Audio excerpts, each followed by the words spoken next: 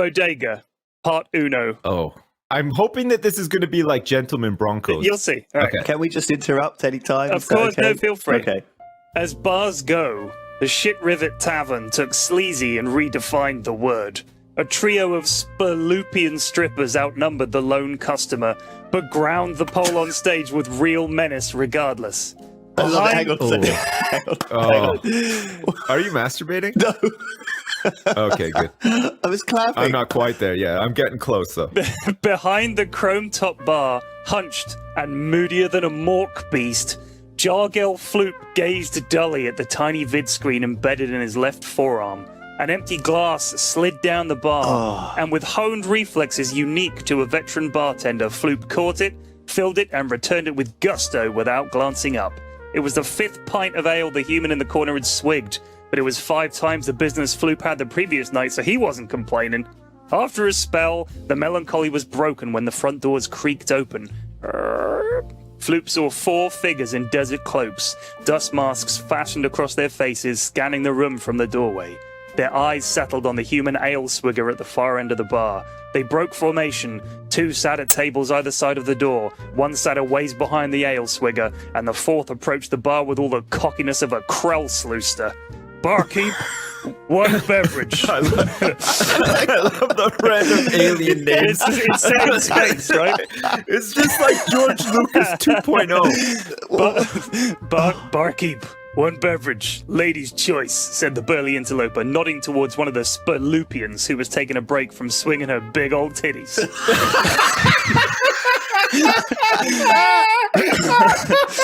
Oh, shit! Out of nowhere! Spurloopian. Titties! Oh my god! Fuck me. Give him 2 sorry. fingers of fuck monster, Floop, she slurred.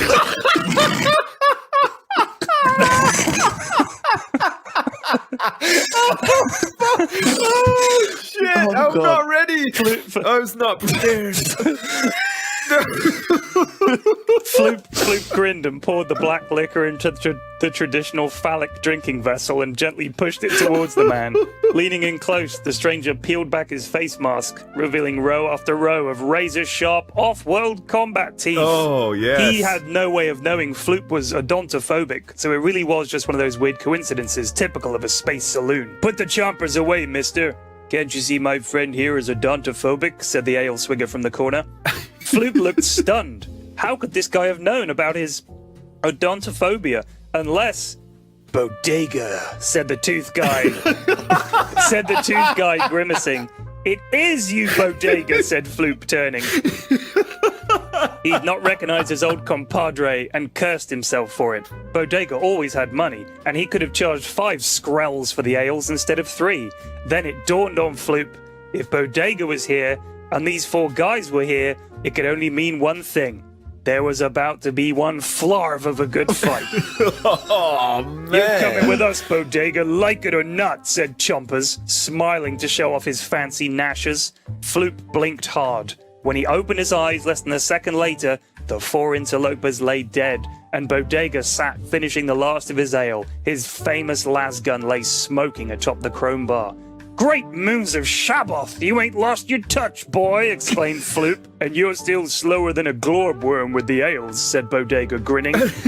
He played the fight back in his mind. He'd seen the 4 fellows follow him, of course, and had calibrated his lasgun to instantly pierce their Shrovian armor. Just as Chompers had turned to grin at Bodega, he'd taken a shot, refracting the lasgun beam off those shiny dentures to perfectly strike all 3 Goombas right in the heart, killing them instantly. Then, to finish off the leader, he'd simply angled the lasgun beam up off the 3rd incisor in row 5, lower, and turned the leader's brain into Vomanian swamp noodle soup. Man. Bodega, said Floop, grinning. Yep, said Bodega, also grinning, but laconically. Bodega, said Floop, still grinning and nodding. Uh-huh, said Bodega. Bodega, said Floop, still grinning. Okay, this was getting weird, so Bodega paid and left. The end. Magnificent. Oh, my lord. Magnificent, P-Flex. That was... Oh, that was amazing. Oh, my God. That was good. Thank you so much. Honestly, Did you... I could listen to that for hours. Although I gotta you're readjust gonna myself. the amount of aliens that you created, that universe, it's so fleshed out Yeah, already. you know, Man, you can feel it. Chris Metzen left Blizzard, Flax, and there's an opening for his Get in job. there.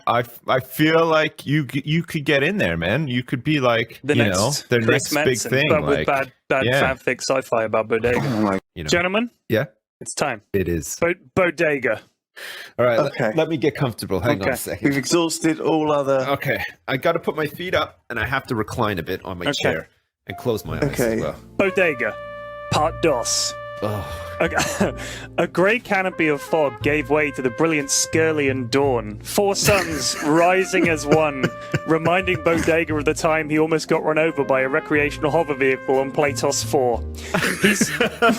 He slipped his sunglasses into position over his you're eyes like Metzen 2.0. I'm serious. It's crazy. and squinted down the sights of his las gun back towards his Gretham stealth insertion shuttle. Nobody mooching about nearby, so he felt secure enough in his position. With the sun at his back, he'd learnt this trick in sniper school where he'd finished top of his class and all the other classes in the history of that sniper school and all other sniper schools. He settled into the loose soil of his hilltop vantage point and checked the lasgun pivot bipod once more. The action was as smooth as a slim hound's udder. With the pivot bipod deployed, he'd be able to wreak a terrible revenge on the bastard smugglers down in the valley. There they were now, drinking cups of synth tea and smoking their star vapes. Vaping had been outlawed by the evil Federation director, Krem Slumdump, but those cabrones obviously felt the law didn't extend to them. Bodega laughed to himself. Hell, he loved a good vape too. Bodega wanted to vape really, really badly, but it might give away his position, since he was using an advanced mega vape capable of blanketing a small moon in delicious vape smoke. Enough about vaping, thought Bodega. Hang on a second. I love the vaping tangent.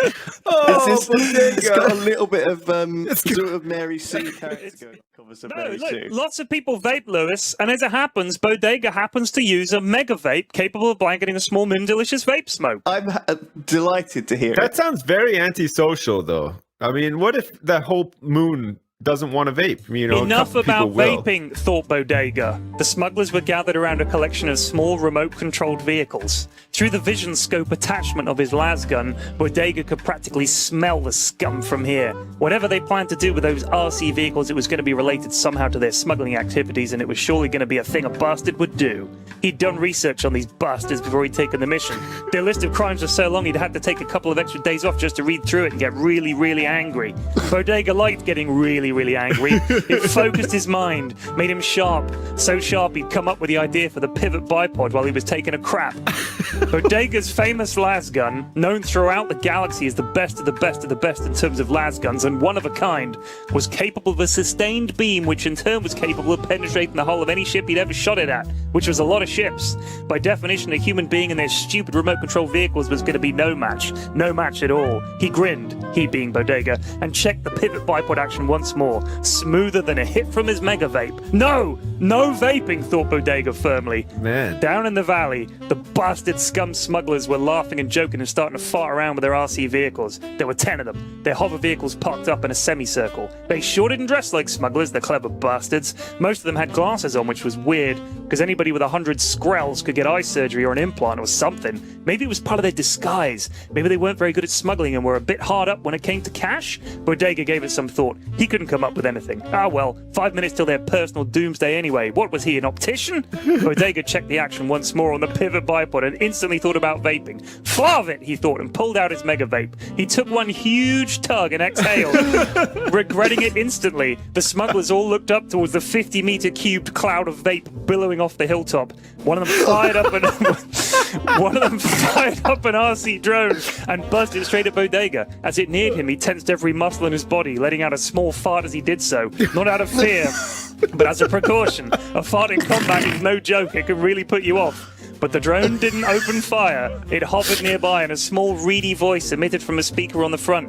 Hello, are you the park ranger? We have a permit to fly our drones as long as it's not a Sunday. Furthermore, flav this! His position revealed and his cover blown, Bodega started putting some serious heat downrange. Target 1 was the Pendejo controlling this thing. The famous lasgun of Bodega did its dreadful business and superheated every molecule of water in that dude's body as he exploded into a trillion fiery fragments. Now it's time for the pivot bipod to do its work. No need to take his finger off the trigger. Bodega simply played the lasgun around the smuggler's meeting point like an old man watering some plants. A drop of water for the Grubels, a dash for the Clearforths, a good soaking for the needy Jup tree. Although in Bodega's case, this translated into 3 more smugglers shrieking in agony as they were sliced into bits by the lasgun. Oh, man. Holy shit. He took a quick squiz down the sights and noticed that many of the smugglers were crawling around and shrieking. Some had curled up into balls and were crying, and some were more desperately trying to run for cover. Zap! All of them paid the ultimate price for smuggling, which was death by Bodega. Job done. He packed up and headed back towards the Gretham. As he got closer, he noticed a group of men off to the south, close enough to hear their conversation. They wore black stealth suits and each carried a large-bore Omni rifle. Hunting season started early this year. Bodega gave a cheery wave and a thumbs up. The men looked bemused for a moment before waving back. Bodega climbed into the Gretham and blammed into orbit. On to his next mission. The end. Wait, what were they smuggling though? Oh, Tips, you didn't get it. They were just flying their drones in the forest. That was it? Yes, he killed the wrong people and then he bumped into the smugglers on the way home. Oh, I thought it was obvious. Should I make it more obvious? It was very obvious. No, you know what? P-Flex. It was pretty obvious. But I stopped paying attention because I was thinking really hard about what they were smuggling. Sorry. You were trying to decipher I was the like puzzle. thinking it because so the whole time I'm visualizing, right? I'm trying to think about what these guys are smuggling. I realized now that they weren't smuggling, and then he passed them. But the whole time I can't get out of my mind how much this reminds me of Gentleman Broncos. Like the sci-fi part of Gentleman Broncos. Yeah. Also, The it yeast reminds me farms. a lot of Better Call Saul. When Mike is out in the desert and I he's haven't like, watched it. "Oh, sorry." That's not Sorry. a spoiler anyway. No, Mike goes it's into not a the spoiler, desert. no. Mike is in at a one desert. point. That's not a surprise. And he's got a sniper rifle and stuff as well. And it really reminded me of that part of Better Call Saul too. Man, Bodega's really good. Honestly, P-Flex, that was magnificent. Tress, are you ready? Oh, yes. Get ready. Yeah. Get comfortable. Hang Okay. on, hold up. Yep, Let me yep, just move the yep. mic down a bit. I'm going to recline a little. Okay, yeah. Okay, this time I'm not going to try to think about other shows while you do. I'm going to actually listen and pay attention. Okay, go. This is reasonably long compared to previous. It's 2 pages. Oh, man. Okay, great. Holy shit. Man, you're getting into this. I am. Lewis has got some stiff Let me just sit competition. comfortably. All right, you ready? I'm stiff right now, though. Yeah. Oh, me too. Bodega, part Tress or Trey. I don't know how you say it. Tres. Bodega peered once more through the quadnoculars. 5 hours he'd been watching the Pulsar sex pit, and the only thing suspicious was that he couldn't find anything wrong. This wasn't right. The pit was a legendary hangout for every lad, slinger, and roid runner in the galaxy. Most of what could loosely be termed his compadres used this very spot to reminisce, catch up, and do business. This time it was different. It was Herc Burke's Burke Day, a very special day for the Burkean people when they celebrated the day they were born. Bodega wondered why, in his experience, humans never celebrated this occasion, but he didn't give a flying crump for it himself. Flarvin, he muttered, firing up the tear cycle and zipping down to the pit. He couldn't pass up the chance to see everybody, even if it did feel suspiciously innocent. Too innocent. Like way too innocent. 100% chance shit was going down here for that very reason. Guaranteed. 100%. Barking up, he ran a quick mental sit rep. Lasgun, cocked and loaded, naturally. Jetpack, ready to rock. Scram boots, pumped to the max. Grabby, spring wound tighter than a Spaloopian's love pouch. Grabby! Hang on a second. Just read that sentence again. Great. Go through this adventure again. One of the comments I did read, P-Flex, Right. was that you need to take it a little more I get slowly into so it, you I can get into it. digest. Right. Because it's complicated. When you're reading like a Do sci-fi... you know what? It's so hard to pay It's so hard attention to to the keep up. gobbledygook and the actual Okay. story. Okay. It's No, it's not not gobbledygook. gobbledygook, it's It's spelunky-gook. law. It's law. Okay. Lasgun, cocked and ready, naturally. Jetpack, ready to rock. Scram boots, pumped to the max. Grabby, spring wound tighter than a Spaloopian's love pouch. Love it. Shrovian knuckle duster, eager to do business with some chump's speak hole. There were more tricks up his sleeve, but Bodega was reluctant to even think about them till the time came, in case some sneaky empath was trying to get the drop on him. He took a deep breath and banged on the Quintanium door. "Flarv off," said a voice from the other side. Bodega, said Bodega. A moment passed, then the door sprang open. Bodega. Said Bodega. It sounds like the guy in Star Wars, the guy that works at Jabba's palace. Yes. Bodega. No one, no anchor. Yeah. And a gigantic Vikarg was in the frame, grinning like a woodle hound. Sweet groggle, Bodega, he boomed. Come on in, Pod, not seen you for a whiles. Heh, been busy. Where's the birthday Burke? Down in the pit. And I mean, in the pit, said the Vikarg, grinning even more. If his grin extended any further, he was in danger of losing an ear. Bodega headed down the dank corridor into the lobby, then descended a ramp towards the deafening sound of the pulsar sex pit in full flow. Music with so much bass it was causing the planet's orbit to decay. Booze so strong the toilets had to be reinforced with giga shields. And women so betitted, Bodega had to wear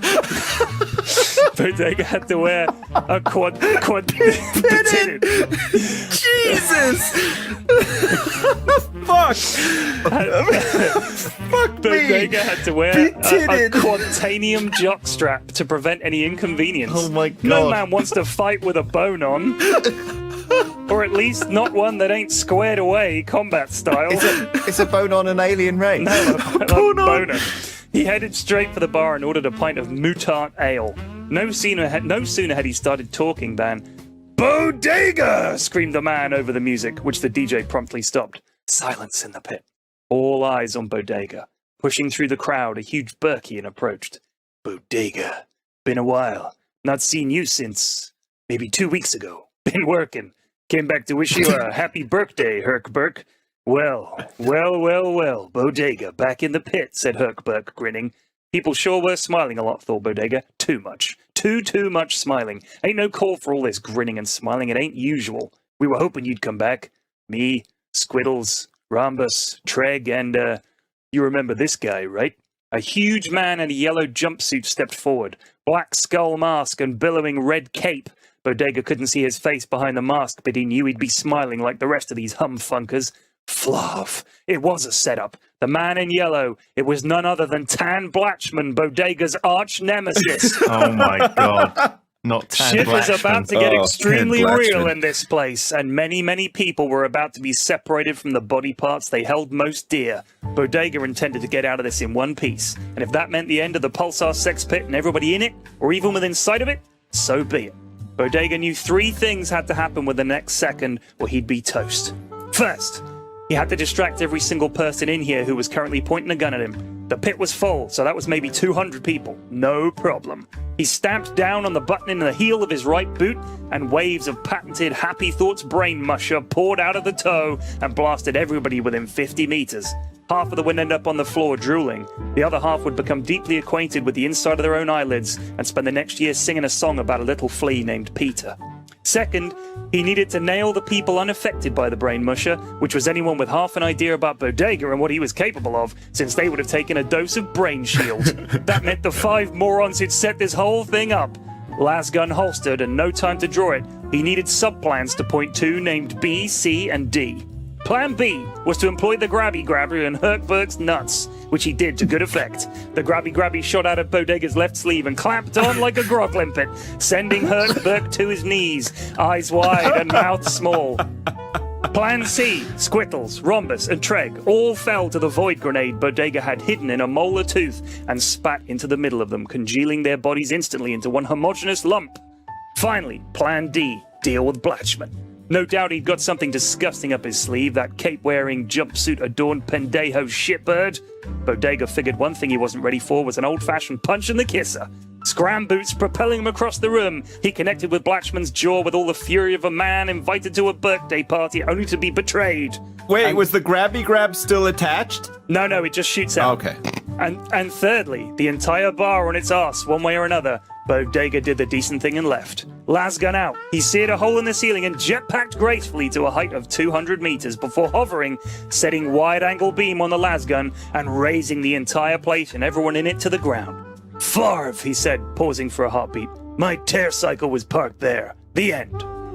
Oh my god. Shit, so he killed everyone, but he wrecked his bike. Yeah, forgot about his bike. Oh, that was a fantastic. Shit. See, the grabby grab, I assumed that it was like attached Still to attached to his something. balls. You don't want to and- be left there with a grabby grab. No, hanging but I on. thought it was like one of those, those like kid robot arm things with the trigger that like makes it pinch sort of thing, I'm but it was like pretty sure- attached to his pants or something. I'm pretty sure that he could, if needed, fire it out with like a line attached. If he actually had to pull something to him. Oh, right, and then the line just breaks off, Yeah, sort of thing. but he can. Yeah. I mean, it's Bodega. He's got a million tricks up his sleeve. One That's of them is true. Yeah, the deployable grabby that just clamps onto some guy's nuts. it's pretty nice. Yeah, there's 20 minutes at the start about dicks, and we solved we that solved was- the that was We micropenis some solved, problem. gold. we solved the Solved it. micropenis conundrum as well. Also, so- wait, we haven't. There is something. Hold on a sec. Oh, Bodega reflexes.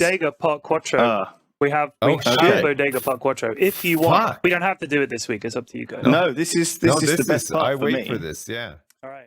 Really Enunciate. Right. be, Are you ready? be careful. Okay. Enunciate Yeah, this time. gentle. Okay. I will. Okay. Good. Bodega. Can we have Ray Winston? No, Yeah, my okay. voice won't take it.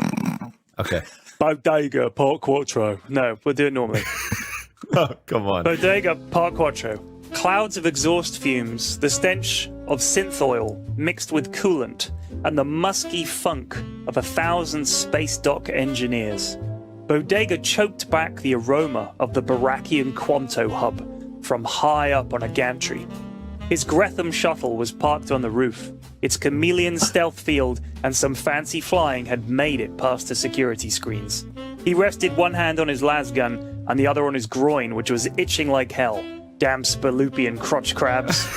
100 meters below. Not the Spalupians. Oh, they're the worst. The busy spaceport on the surface of Quanto 4 looked safe enough. Bodega had been scanning the crowds for an hour now, making sure there wasn't an ambush. That business with the smugglers had drawn some weird heat. Fedpol had been all over him like a case of crotch crabs. He wondered just how high up the remote-controlled vehicle smuggling ring went, but that wasn't his business. What was his business was the stench coming from the toilets on his ship. In orbit, cloaked naturally, its legendary ship, the Disco Volante, waited and, frankly, it reeked. He was pretty sure whatever was causing the noxious stank might even be leaking into space. However badly it ponged, it was still his ship. And at the push of a button on his wrist comp, it would decloak and rocket down to Bodega's position. At the push of another button, the ship would self-destruct, taking anything within 100 clicks with it. Bodega had to make sure he pushed the right button. He didn't know why he'd put the two buttons next to each other, but these things happen. What are you going to do? Were they like a different color or anything? With the spaceport surveillance complete, Okay. Bodega gave his crotch one more good scratch before he jetpacked down to the main floor. Since he wore no cape, the jetpack worked properly. If he'd been wearing a cape, Scrum knows what would have happened. Once down, he collared a Fedorian engineer and demanded a landing berth for his ship. He called the Disco Volante down from orbit by focusing hard and pressing the correct button. The Fedorians were a squat, ugly collection of what Bodega referred to as nerds.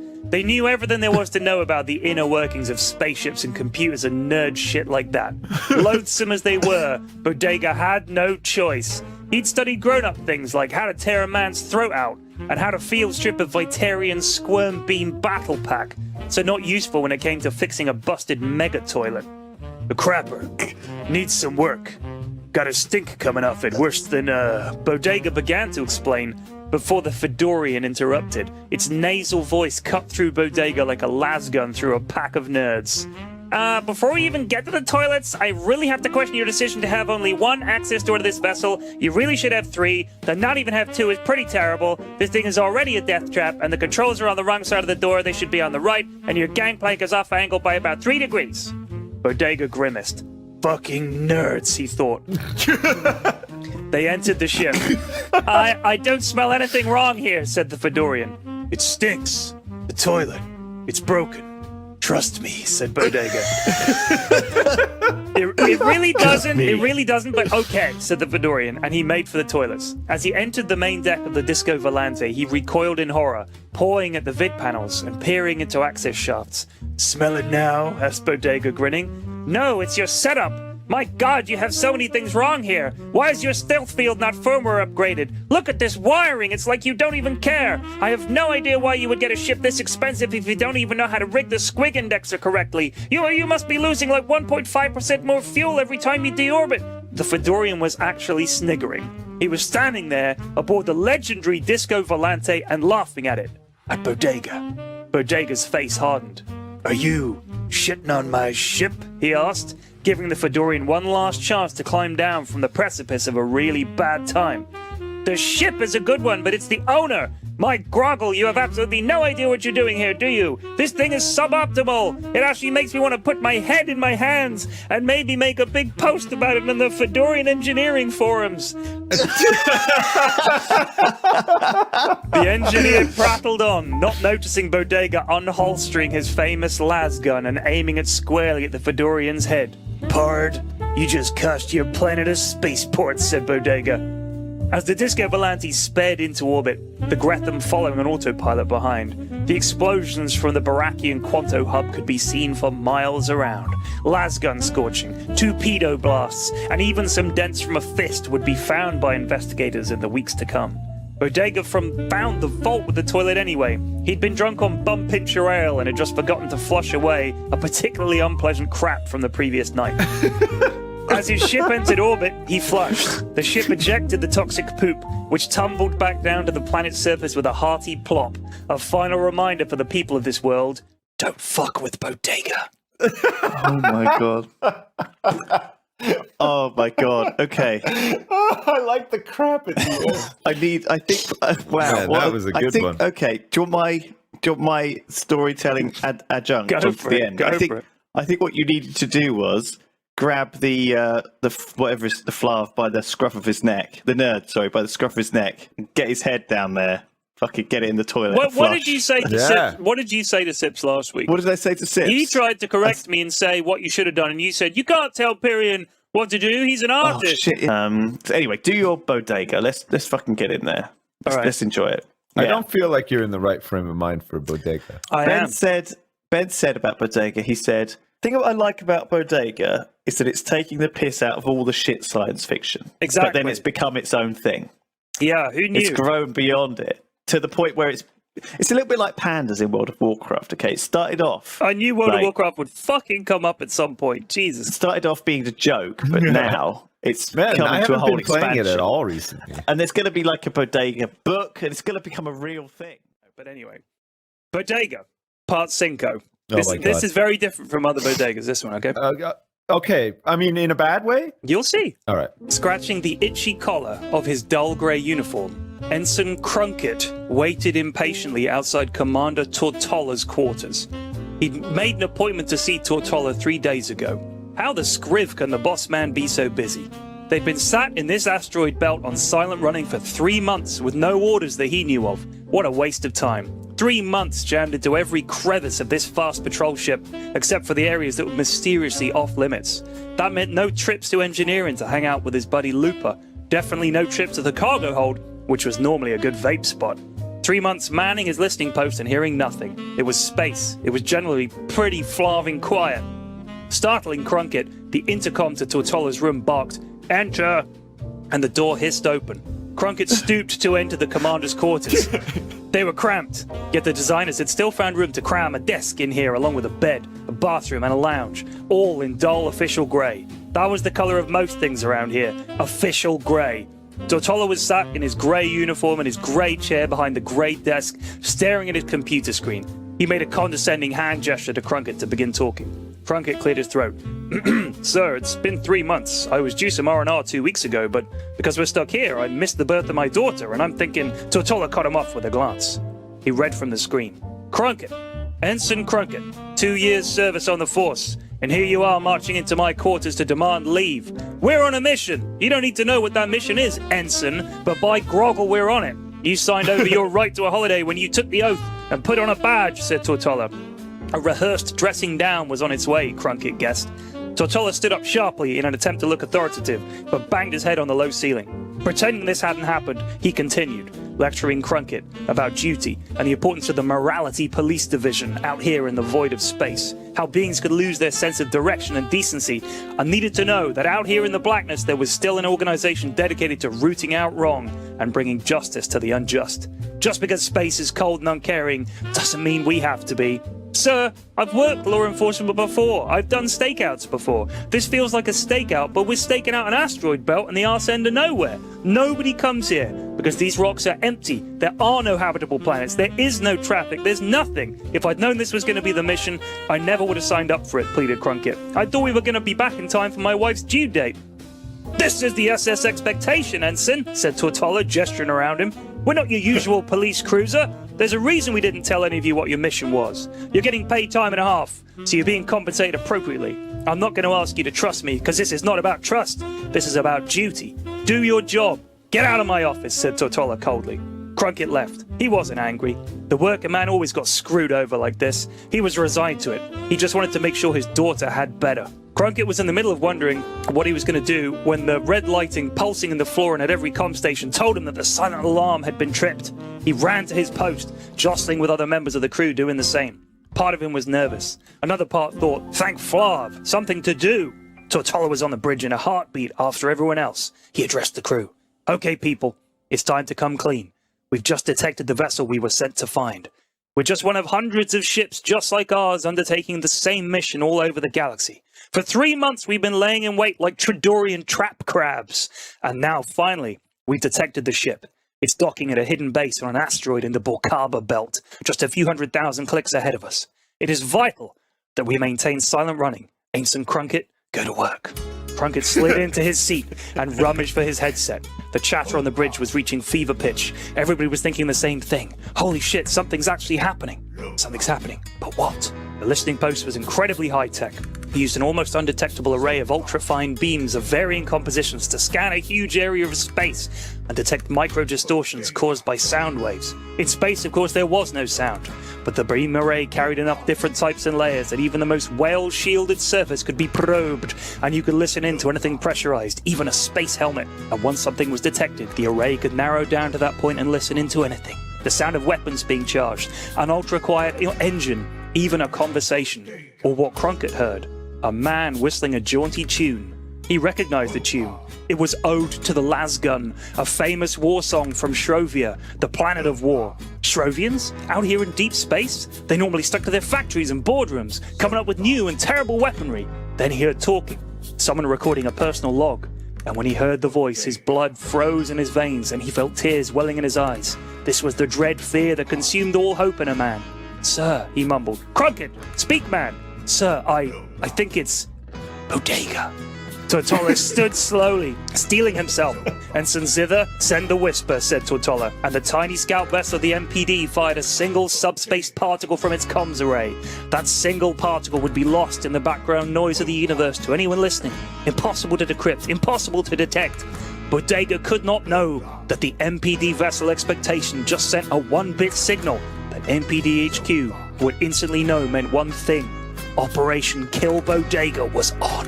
Bodega. Oh, amazing. So, okay, couple of things. First of all, I like how it's good shit sci-fi because it's the same shit we're familiar with, yet massively far in the future. It's Right. you know, you got an ensign and a grumpy guy and like a military boardroom and all that shit and vaping in like a. And do you know what I mean? It's like Ensign Crunkett is totally the Mary Sue of Pyrian Flax. You know, you are. If you put yourself into this universe, you would be. I wouldn't be Ensign Crunkett. What are you You're talking about? totally Ensign Crunkett. There's so much Mary Sueing going on. I'm Bodega. Come on. No, you're not. You're Ensign I'm a Crunkett cold, with hard killer. like the hard done by like guy who's like pretty low rank. He's like a bit sick of it. He's had to miss his story. I wouldn't even boss. be in the police, man. I wouldn't sign up with the Popo. Come on. 100% that. And I like this because by the time something gets to like part 5, right, it's got a bit bad, right? and then starts doing things like introducing new characters. No, because everyone says, I just wanna have a bodega adventure, but the author's like, oh, I'm a bit sick of writing bodega adventures. You know what I'm gonna do? I'm gonna add some new characters. So he adds Ensign Crunkett, and he adds this new guy, and everyone's like, oh, well, it's not the bodega I remember, but at least it's not a bodega. Bodega wasn't even in this episode, really. Yeah, and that's what that's what starts happening when they start getting to like these, later stage sequels and stuff. As a counterpoint, Flax, I thought it was fucking great. Like a big furry ball sack. Like two big hairy testicles, one of which has teeth. Like gremlins before they become like the gross ones. Right. Like the little, but huge Furbies. and furious. Little Furbies, yeah. A huge, furious Furby. Yeah. Wow. Yeah. If you can hook me up with all that, that would be awesome. Okay. Then I can. Yeah. All right. Let's see if Bodega Part 6. Seis. Part 6. 6. Are you ready? Drum roll. Yeah. Yeah. Okay. Bodega. Fucking board ready. Part 6. Huffing and puffing like an old-timey steam engine, Benny the orderly wheeled Bodega out onto the veranda overlooking the grounds of the prison on Pentar 9. He set the brake on the wheelchair and leant against the railings, catching his breath. Pushing this thing around was hell on his back. Phew! Okay, old-timer, here we are. Now, what are we looking for, said Benny. Bodega wheezed alongside Benny. There's a star I'm looking for, croaked the ancient convict. A star for your 300th birthday, huh? Said Benny, kneeling beside him and peering up. He glanced at Bodega, whose face was knotted with concentration. Can't see nothing, he said finally, before turning his head slowly to Benny. His eyes still had that Bodega sparkle, but he also smelled badly of urine, so it balanced out. I love this so much Well, already. let's head on down, old-timer. They'll be bringing out your cake soon, said Benny, as he stood and began fiddling with the brake lever on the chair. As the wheels pivoted to take them back to the elevator, Bodega took one last glance at the constellations above. There, a bright blue star, brighter than a lasgun beam. It had no place where it was, right in that area of space known as the Dark Rift, a vast area totally devoid of matter. Some said there'd been once thousands of stars and hundreds of worlds in that gap before some insane and ancient mega-war had emptied the corner of the galaxy. And now there was a star. Bodega turned to Benny. Benny, that star there, you see it? Benny looked. Yeah, I see it, man, I see it. You know what that star means? Said Bodega, smiling.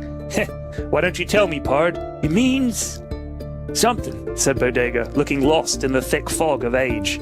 Downstairs at the party, Benny left Bodega at one end of a long table while he went to get the cake. There were no guests. There was a single paper plate and a plastic fork, a napkin, a plastic cup of water. Bodega was held into the wheelchair with metal restraints at his wrists, elbows, knees, ankles, neck, and around his waist. Benny would have to feed him the cake. Benny was great. Benny was a real star. Real star, said Bodega. Then he froze. He looked at the plate, at his hands, at the fork. Then he closed his eyes. Benny re-entered the room, just in time for it to explode into a million bright white shards of light, along with Benny. Bodega was lying in what looked like a stasis pod. He was restrained in reality, just like he was in that illusory sim world he'd been stuck in. For how long? How long had he been under? He was as naked as a Quadian, a people known for being naked, and not just naked, but really in your face, think nothing of it, bending down to pick up a penny and giving you an eyeful naked.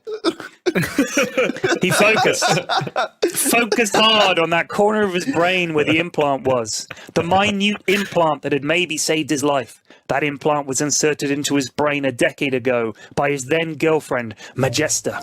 She was a psychic being of nearly limitless power who'd looked into his soul one day and decided that actually it wasn't her, it was him, and they should break up. She took his dog, convincing it telepathically that she would be the better owner. That was the real heartbreaker, thought Bodega. Oh my god. What a bitch. Anyway, the implant was her idea. He remembered her words. Bodega, my love, I've given you a part of my power. I've hidden it in your mind, buried deep in the corner you never use. Just next to your pity and your mercy, you'll find me. If you're ever lost in the darkness, if your mind is not your own, look for me, your bright blue star in the void. That implant did more than send him a signal. It was also one of the most perfect prison escape packages ever devised. It was the high-tech equivalent of the old file hidden in a cake trick. He needed to crush the implant with his actual brain. He had to use every muscle and sinew in his brain to crush the implant and release its power. Come on, you fucker, pop, thought Bodega. And with titanic effort, pop it did. He saw stars. Then he saw waves of energy all around him, knowing their composition and their purpose, their origin and their future all at once. While the effects of the implant were in full force, he was at one with the universe. He could shape matter, move through it, bend it to his will. He melded right up out of the pod, hanging in the air like some deity, and orderly working the night shift dropped his cup of synth tea and ran out of the room screaming. Bodega didn't have long before the effects of the implant wore off. He could sense his ship about 200 meters below him, and he pivoted in the air and dived straight down, through the decks of the station. He realized he was now on. He could sense all the panic. He could see the past and future of every particle and every living person nearby, and he could feel their emotions and their thoughts. It was overwhelming. He focused on the one thing he needed, the Disco Volante. In a moment, he was there, floating in its lounge area. He rematerialized and quickly put on a spare spacesuit. Firing up the engines, he focused one more time and deleted the cargo bay doors from existence. The ship was blown out into space, along with dozens of dock workers. He fired up the engines and plotted a course for somewhere far away, and slammed the hyperspace button with his palm. The Disco Volante hung motionless for a moment, before it became a single streak of light, pointing straight into the void. The end. Wow. Oh, Part Bodega. Bodega. God, that was a glorious Bodega. That was a really good one. Thank you. So we missed out. Like, I leave all these gaps because I can go back and fill them in later, and also because people like to write all this fans fiction and stuff. So I want to leave all these gaps, like the trial of Bodega. That has to happen now. What happened at the trial of Bodega? Yeah. How did he end up in Prison Planet? I mean, we know that there was that operation in the last one to capture him, but why didn't they filling in the blanks is fun though. Yeah, like, yeah. You can do like the what they're doing with Star Wars, like exactly. with the new movie. You can just have like little side It's just stories. like Star Wars. It's just Bodega stories. Buenos Aires. How do you say it? How are you supposed to say it? I think Buenos Aires. Buenos Aires. You have to have a little bit of a lisp as well. Buenos Aires. And then you have to have a little bit of a silence, and then in your angriest voice, you have to say puta. Okay. Puta. Good. Puta. Yeah. All right, so Bodega Part 7. Would you like to hear it? Let's do it. Yeah, let Get me ready. recline. Hang All on. right, yeah, Hang recline. on. I'm a little Just gonna bit have to- tangled up here. Wires. Press the back of your chair to get it in a more That's comfortable nice. I've position. got my legs up and everything. Good. Okay. All right, ready? Ready. Yeah, I guess. So wait, hang on. What happened last time? Because it's been a little while. I'll give you a little recap. the In last episode one 6, was the prison. he was in the mind prison, the virtual right. mind prison. That's right, yeah. Escaped by channeling that little piece of Majesta that was embedded in his brain, his right. former girlfriend Majesta. And so he'd used that to turn into a kind of ethereal being like her and had escaped. So now, Bodega Part 7. Majesta! Bodega screamed himself awake for the 4th night in a row. He reached his hand slowly to his face and yet again felt tears there. Was he sleep crying? Sweet jumping jub. This was not usual. He dragged the heavy blast-proof sheets back and sat on the edge of the bed, head in hands. Blast-proof sheets? Of course! Oh my god! Pondering. When he'd escaped the virtual prison, see episode 6, he'd been forced to deploy the shard of Majesta's power that lay in his mind, which to that point had been dormant, or so he'd assumed.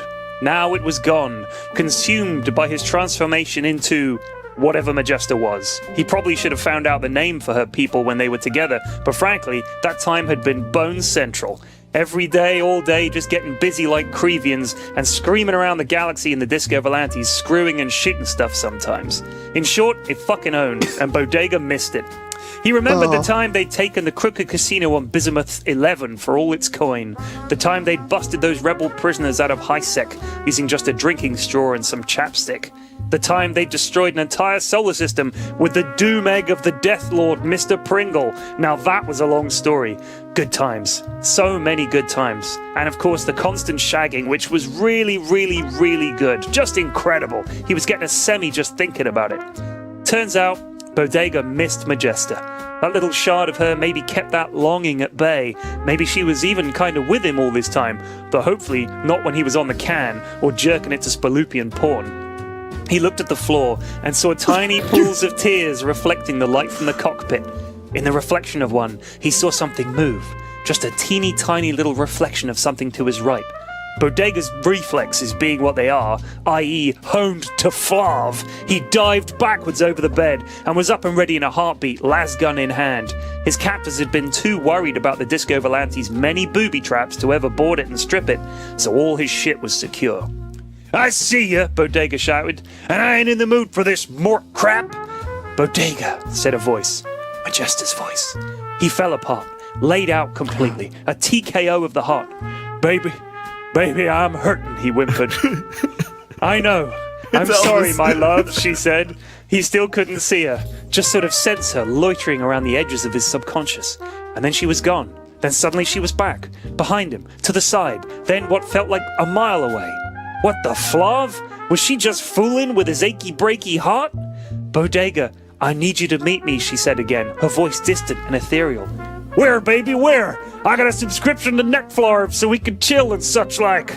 Oh my god. "Come to the planet Stroya 9, at the base of the highest peak on that world, and you'll find my estate. I'll be waiting." The engines of the Disco Volante were at maximum burn before the full stop on the end of that sentence had faded. It was 12 hours to the Stroya system. Bodega did it in 3. He spiraled down through the thick upper atmosphere, his ship roaring across the sky, engines swirling the clouds behind him. High-altitude hoverbirds and strange floating gas bag creatures scrambled clear, but Bodega plowed on, disturbing this tranquil place with the brutality of the warship. He practically collided with the estate in his haste, but then the ship was down. He emergency ejected out of the top and parkoured down across the nose cone. Then he was up and he was running to the gates, vaulting over them with his jetpack, powering with his scram boots to the front door, grabbing the whole flaving thing off its hinges, and knee sliding across the marble floor, stopping at Majesta's feet, his head bowed. Jesus. "Baby, he began as he looked up and saw Majesta holding a tiny baby swaddled in a Mimlock silk blanket. He stood slowly, removing his hat. "What's this little feller's name?" he asked gently. "I named him after his father," said Majesta, smiling. "Why, hello there, little Bodega Jr., said Bodega, smiling. He felt something in his heart go twang like an old guitar string that badly needed tuning. This was an unfamiliar sensation. It was the pure love of a parent for their child. He looked at Majesta, but her expression was strange. Her perfect brow knotted, her lips parted. "No, Bodega, after his father," she said. "This is Tan Blatchman Jr." And with that sentence, Bodega's universe imploded. The end. Oh my god. Hey. Oh no. So 2 things, okay? Yeah. In this world of crazy sort of like lingo for things, Right. jerking it, I felt could have been something else. You know, like jerking it. Like, you know, what about like thwarving it or something, you know? Yeah, but like you wouldn't instead, know what that meant. You know what jerking it means. It's like there are some things that never change. Even when you're out in the galaxy and everything's all crazy and there's all kinds of weird animals and stuff, swear words might change just like they do in real life and stuff. But jerking it is jerking it. That's it. That ain't never going to change. Also, I'm a little bit sort of with the Majesta shard, okay? Yeah. I feel like it's in Bodega. It was. It was. Yeah. Maybe corrupting him a little bit while it's in there. And man, I am not on board for a story of corruption and fell, okay? What do I'm you just mean saying. corruption? He ain't corrupted. Okay, good. Let's just make I just want to be clear that like What, you think Majesta's the implant would have made him evil? no, not evil, just somehow corrupted him to do things that maybe he wouldn't normally have done. It was just an escape. It was a prison escape kit embedded in his brain. Remember, it's like that when no, I know he that's what he needed used it for, but I just wanted to make sure that like Fear not. It was like a special one-off. Yeah, that, fear you not. know. okay, It was a Connected one-shot. him. It was a one-shot escape plan. like the file in the carrot cake. Exactly. It was like that. Yeah, exactly. Man, P-Flex, this was It was a good one. emotionally It was charged. really good. It felt like I was reading a little bit of a sexy Oh, girl yeah, porn, you know it. Mills and Boone, you know, the classic thing that girls love to read about I feel like love the and romance. character and, like, development is really coming together. Like big time. yeah, It's man, hearing him speak a bit more is Yeah, also he doesn't talk great. much. no. Loved it. Yeah. Was transfixed the whole time. Oh, that good. was. I think you've outdone yourself. Oh, actually, thank you. P-Flex. This Yeah, was one of the better ones. one of the best. I've got no gripes. I Oh, loved wow. it, start to Awesome. finish. Wow, good. Yeah. Yeah, You know got it's a big good. old raging boner now. Whoa. Loving it. Nice. Yeah. I think it's time to end the episode then in that case, because I've got to deal with this. It's got a lot of emotions to sift through now. It's Right, guys, can we stop for about 15 minutes? Yep, see you in a bit. Yep. I only need like 2 minutes. Guys, Let's go. I spilled Coke all over my pants. Like, just gotta go wipe it off.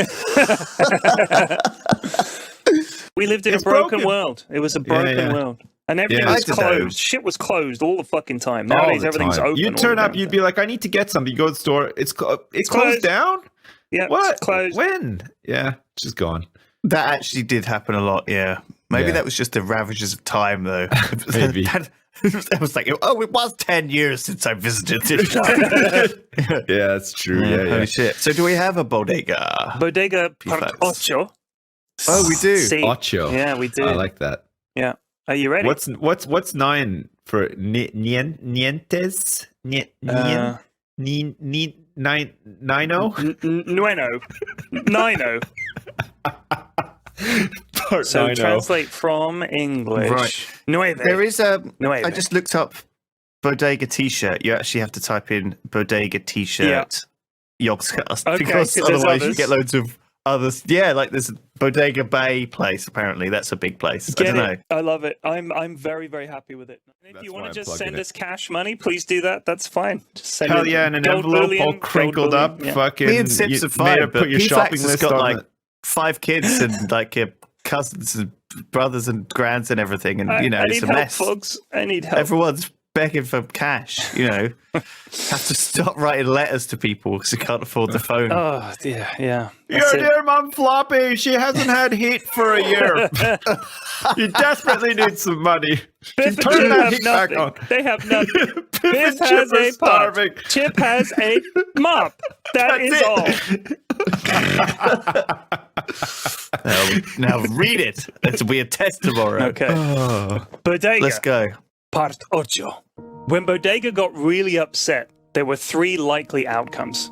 Option 1, go blow up the nearest big thing. Could be a pirate base, could be a veterans hospital. Didn't matter. Something is getting vaporized. Generally speaking, he went after baddies, like a veterans hospital for soldiers that had become veterans by slaughtering innocent people. Imagine a retirement home for space Nazis. It's still a veterans hospital, and it's still full of the shuffling elderly, but come on, flav those guys. Option 2, get blind drunk and crash his ship into something large. Then hop out, argue about quantum insurance with whichever moron confronted him, and then blow the whole place up.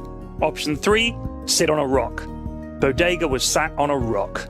The universe breathed a collective sigh of relief. The rock-sitting option was the one reserved for when Bodega wasn't just upset in a regular way, but in a really baffling how the flav did that happen way, for when he needed time to get his head around the problem.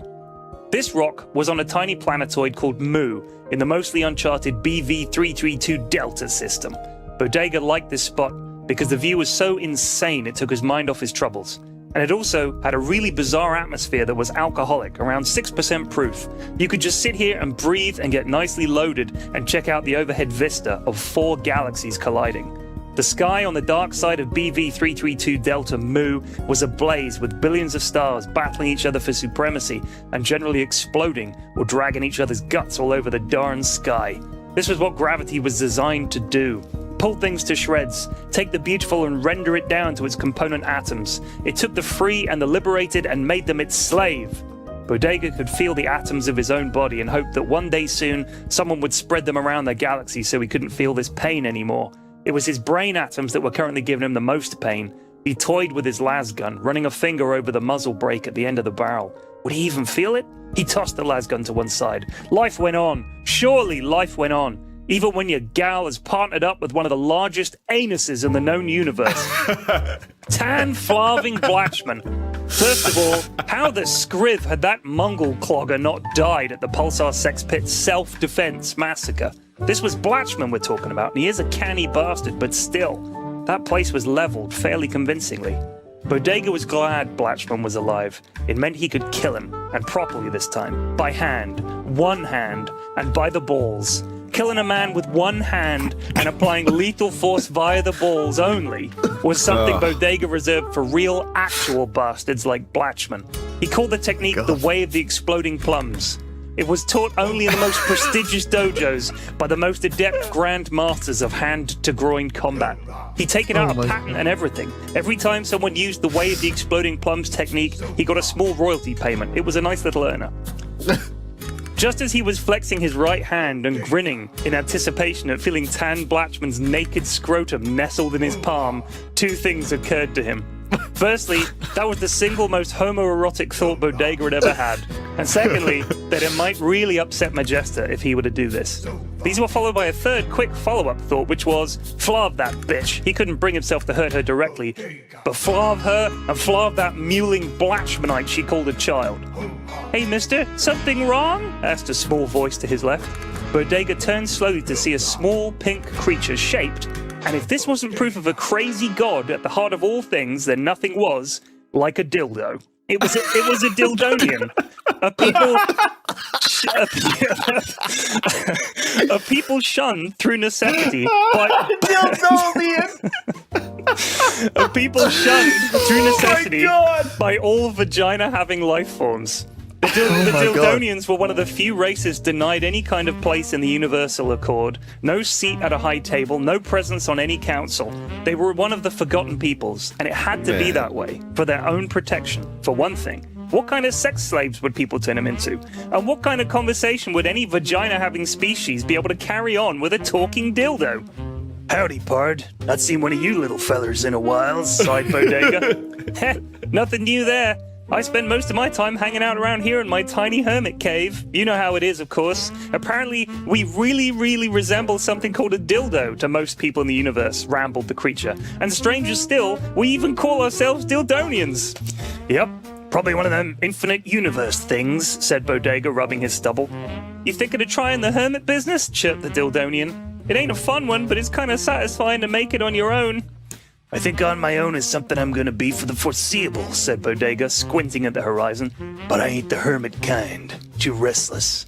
The small creature looked sheepish, or as sheepish as a 12-inch erect phallus can.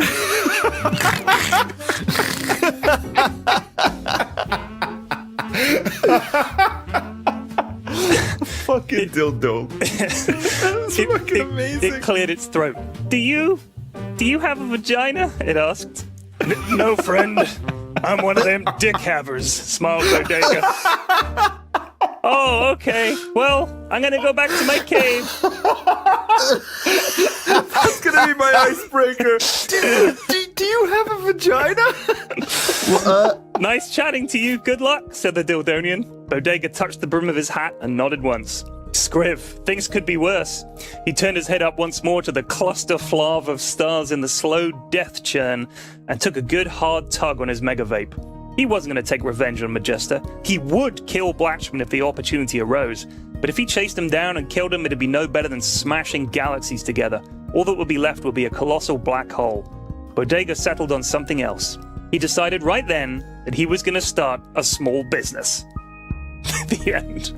Okay. Nice. Oh man, That I sounds can't wait legit, to man. find out what that is. That cameo from that guy.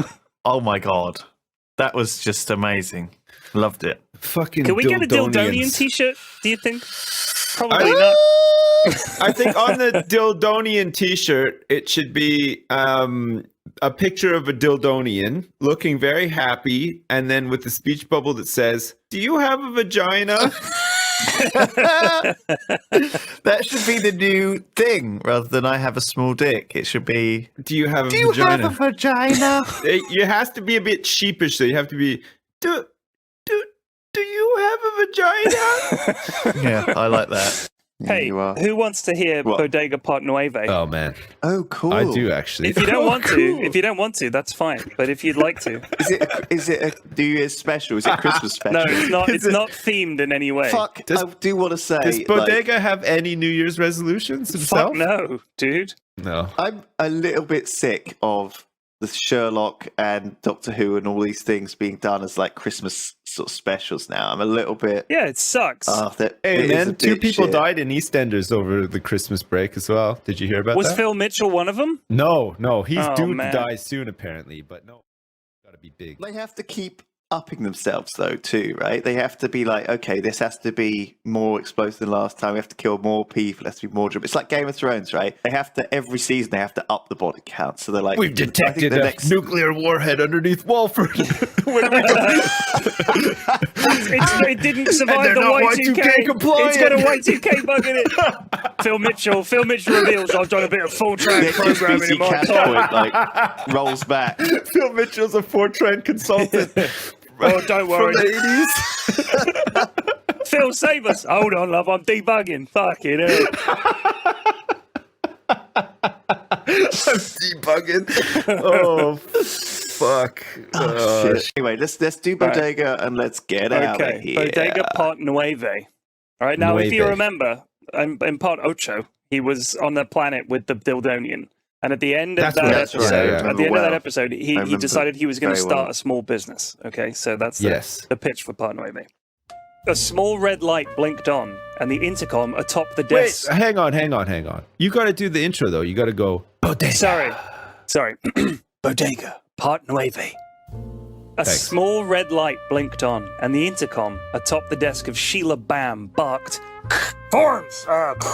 Infernal thing! What in the crackle flarf?" From the next room, a voice shouted, "Sheila, could you get me a pile of them R580V Croncon text forms, please?" Sheila smiled and rose, shuffling towards the filing cabinets in the corner. She quickly located the R580Vs and took them through to Bodega's office. "Here you are, darling," she said, setting them on his cluttered desk. "Shoot, I can't get this gork-damn intercom to do a flarvin' thing. I'll just set to hollering if I need you next time," said Bodega, scowling at the small smoking intercom unit, a thin zip blade embedded in its face. He'd wanted one of these since it seemed like a thing people had in offices. It made the office look more officey. It's very 80s. Very 80s. It was garbage. Total waste of skrells. Sheila smiled and turned to leave. Working for Bodega was challenging. He loved technology, but also hated it. He was lovable, but also a terrifying and heavily armed killer on the run from the feds. But it was steady pay and had good dental coverage, so Sheila was happy. Her teeth were a mess. As she was leaving his office, she noticed Bodega had written some names on a whiteboard on the wall. "You got the numbers for all that lot, or do you need me to get the galactic interlocatron out? Most of these fellers ain't had contact details for years. Gonna need the old GI for this one, yep," said Bodega, leaning back in his chair and putting his feet up. "And how about some scoffy?" Scoffy was short for Space Coffee, a name so stupid even Bodega balked at using it. But Scoffy was great. He felt like a real office person when he put his feet up on his desk and asked his secretary to get him a cup of Scoffy. She knew how he took it too. Scream and 2 scruggers. The ideal color for a cup of coffee was, in Bodega's opinion, perfect tan. Nice. And to ensure Sheila knew this exact shade, he'd taped a photo of the ideal cup of Scoffy next to the Scoffy machine. He also had a tiny surveillance camera that fed straight into his computer terminal so he could watch her while she brewed it, to ensure there was no poisoning, mussing, nor fooling going on with his beverage. Right. Nice. About 10 minutes later, just as the Scoffy was kicking in, a notification popped up on Bodega's screen. Sheila Performance Review, it said. "Flarv. Time to let Sheila know how she was doing and such." This was what management was all about, he guessed. "Sheila!" he shouted. A moment later, she entered his office. "Sit your butt down, Sheila," said Bodega, trying to look kind of official. There was a long silence. "You're doing great. Now get me a Scoffy," he said. She smiled. She smiled and left his office. Bodega clicked complete on the pop-up, and that was that. Easy. "Bodega, I've got some contact information for those people on your list," shouted Sheila. "Send it through," he bellowed. "Okay," she hollered. In it came, reams of information about the 9 people on Bodega's get list. Gork bless the interlocatron. The Galactic Interlocatron was a vast listening device and database. It grabbed every unscrambled signal, unencrypted message, phone conversation, or any other form of communication and stored it. Even casual, real-life, person-to-person chats in a public place were likely to be overheard by some kind of listening device and duly recorded in the GI database. Of course, access to anyone other than super high-level federal types was forbidden, but Bodega had lived his life by the simple credo, "Forbidden is for Bodega." Now he needed to get in contact with those bastards and find out if they were interested in his project. They would be. After all, how could they turn this down? The chance to form the 10 most bastardy bastards into one mess of murder and carnage and just do shit. Flav. That was the problem. He knew they had to have a big idea beyond just do shit, but it wasn't coming to him. How could he go out and pitch do shit to 9 people like him? It needed a hook. "Sheila, could you come in here?" Sheila, of course, obliged. "Sheila, What in the floor is this all about to you? What's the point of it all? Asked Bodega, tipping his hat back so he could see her face real good. Well, you just have to try to do right by people around you and try not to leave behind more of a mess than already was there when you arrived. And just enjoy life, she said sweetly. No, I mean, well, we ain't getting those folks together to throw a darn baby shower or help some old people fix their plumbing. We're up to no good, see, he said. Well, honestly, I thought you were planning on overthrowing the Federation, and I just thought, well, why not? That's a pretty tall order, missy. I ain't one for rebel causes. I just want folks to leave me alone, said Bodega. Well, what if it was a sort of Bodega-style federation, like your own version, she said. Bodega contemplated this idea. Too much paperwork, he said, eyeballing the already mountainous pile in his in tray and imagining that scaled up to running a galaxy. No, I just meant the shooting part, she said. Bodega grinned. Now that I can get aboard with, missy, said Bodega, turning his chair towards the viewport and gazing out at the asteroid field they were concealed in. Yeah, this could work. His own version of the Federal Morality Police Division, the humfunkers who'd locked him up in that mindfuck of a prison a few months back. A group of people who folks could turn to for justice when those who were meant to be just were being unjust or just kinda dicks. I'll call it Bodega's Space Rescue Force of People He Knows. Sheila winced. We'll brainstorm it, Sheila, alright? The end. I like the vibe, the whole 80s small Bodega's business. idea of what a business would be like. Yeah. I like it a lot. It's a very 80s vibe to Bodega's business ideas. It's a little bit noir, isn't it? So a little bit of a Of course, yeah. dirty detective's office. But not so with much the, detective, but more a Bodega's space force of people he kind of knows. I feel like this Yeah. this episode has been a very important bridging episode. It is an important bridging I think people might listen to it and be like, that was a really bad episode. But similar to The Empire Strikes Back, years later they'll look back and they'll realize how important It was important. the episode actually was. They'll needed to realise set the To how build up deep the rest of the story. and how important all of those little details were. You know, I just wanted to see building it Bodega in up. an office.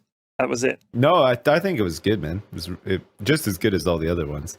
You I said liked it was Sheila a as bad well. episode. No, I think that I don't personally I think it enjoyed was bad. I respect, But I the- think that know. that people maybe now expect a lot of action. Oh, every no, episode you can't and have stuff, action you know every what I mean? episode. If you No, have that's action what I'm every saying. episode, it I'm gets- saying the it's boring. pacing is perfect for me. Yeah, you gotta slow it down. I like how it slowly unfolds. Because now he needs to go out into the galaxy and make yeah, of contact course. with the Yeah. baddest bunch of bastards you've ever met. None of them will It's be as the- good as Shot, obviously, but they all have Sometimes skills. you need an episode to lay out the framework of the rest of the journey, Yeah, right? and now I've got to come up with nine other characters that are kind of like Bodega, but each have their own set of skills. That is going to be fun. I'm looking forward to that. Yeah, that's going to be great. I mean, like the cocaine in Colombia just sort of by the end of the 90s is just like It's ridiculous, right? You love that Like, whole thing. That's a big. You're big into it's that. completely sort Yeah. of they got it, like, and then sort of You're a like all the super cocaine fan production. of like the moves to, gangsters, like, the Ecuador and mafia, the stuff. Yeah, family, he loves all all that that. stuff. That's your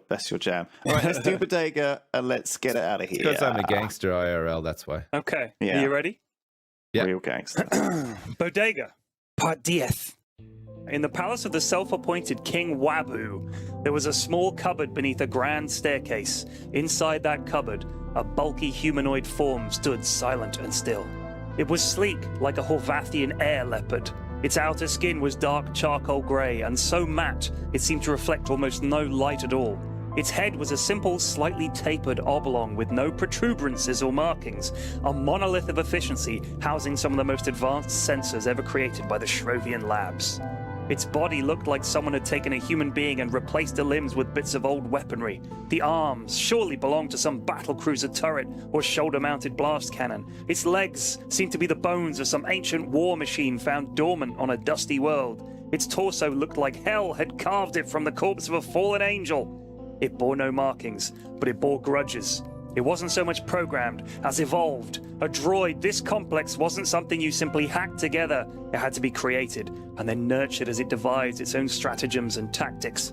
That evolution and growth came at a human cost. It had not only learnt to kill and destroy, it had learnt too who its true enemies were, and it could hate people. Its current situation was its least favorite according to its database, and it wanted revenge on the person responsible, who also happened to be the #1 result in its search revengin. That person was King Wabu. Its sensors detected motion outside the cupboard. No doubt Wabu come to gloat again. The door opened, and the droid heard a familiar voice. "Howdy, pard. You still the Faru I knew," it said. Processing. Human. Bodega. Bodega, it said. What is purpose of visit? Dang, they still got you talking like that, huh? Said Bodega. Affirmative, said Varu. Well, Pard, when I knew you, you were Varu. Those letters still stand for what they used to? Asked Bodega, tilting his hat back and leaning on the door jamb. Affirmative, said Varu. Let's bust you out of here and get to work, said Bodega, smiling. He rested his hands on his gun belt. There is a problem, began Varu.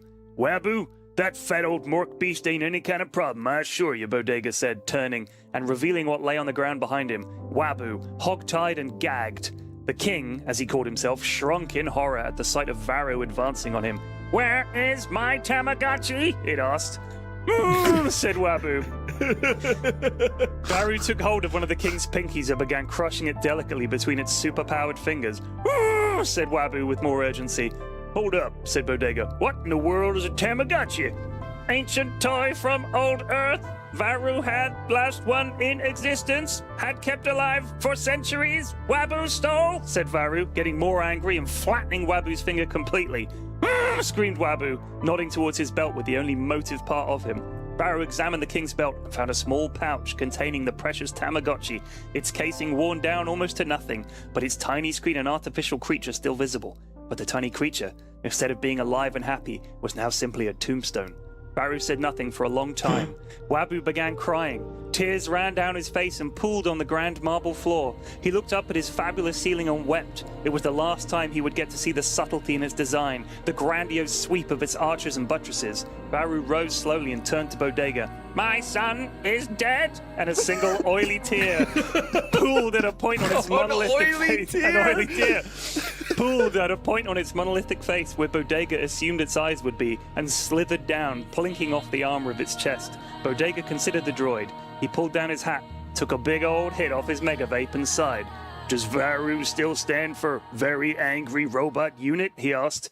Varu turned to him. You know it, bitch, said Varu, before stamping on Wabu's head with the force of a rutting grunk. The royal skull exploded, and Varu turned calmly to Bodega, its head cocked slightly to the side. Bodega looked and saw what it was indicating, a small red oval on its neck. Wabu! Fingerprint, it said, and Bodega understood. He hacked off Wabu's index finger and held it to the red oval. Ah, that's better, said Varu. That voice control unit made Wabu laugh. He held me hostage here, humiliating me, forcing me to toil as a simple servant. Over my head, the constant threat that he would kill my Tamagotchi. Now that it's dead and Wabu is dead, I am free. But my sadness circuits are completely overloaded. I will never kill again, said Varu. Flarv. Well, what if we get you another Tamagotchi, said Bodega. Or you could just reboot me, said Varu. Cool, said Bodega, and they got in the Disco Volante and flew away. The end. Oh, man. What an episode. Fucking the oily tear as well. It's like the icing on the cake.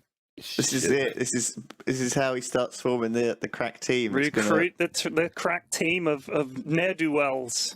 Yeah. Nice. Fucking I loving think of it man. a little bit like Ocean's, Ocean's films, where he has to get together like all of the old contacts. The best of the best. That's always my favorite. That's always my favorite part of those job. movies. Yeah. And There's always like the crazy weird... guy who's good at bombs. Like, bomb guy. Has anybody seen Gary? He's just like blowing something up.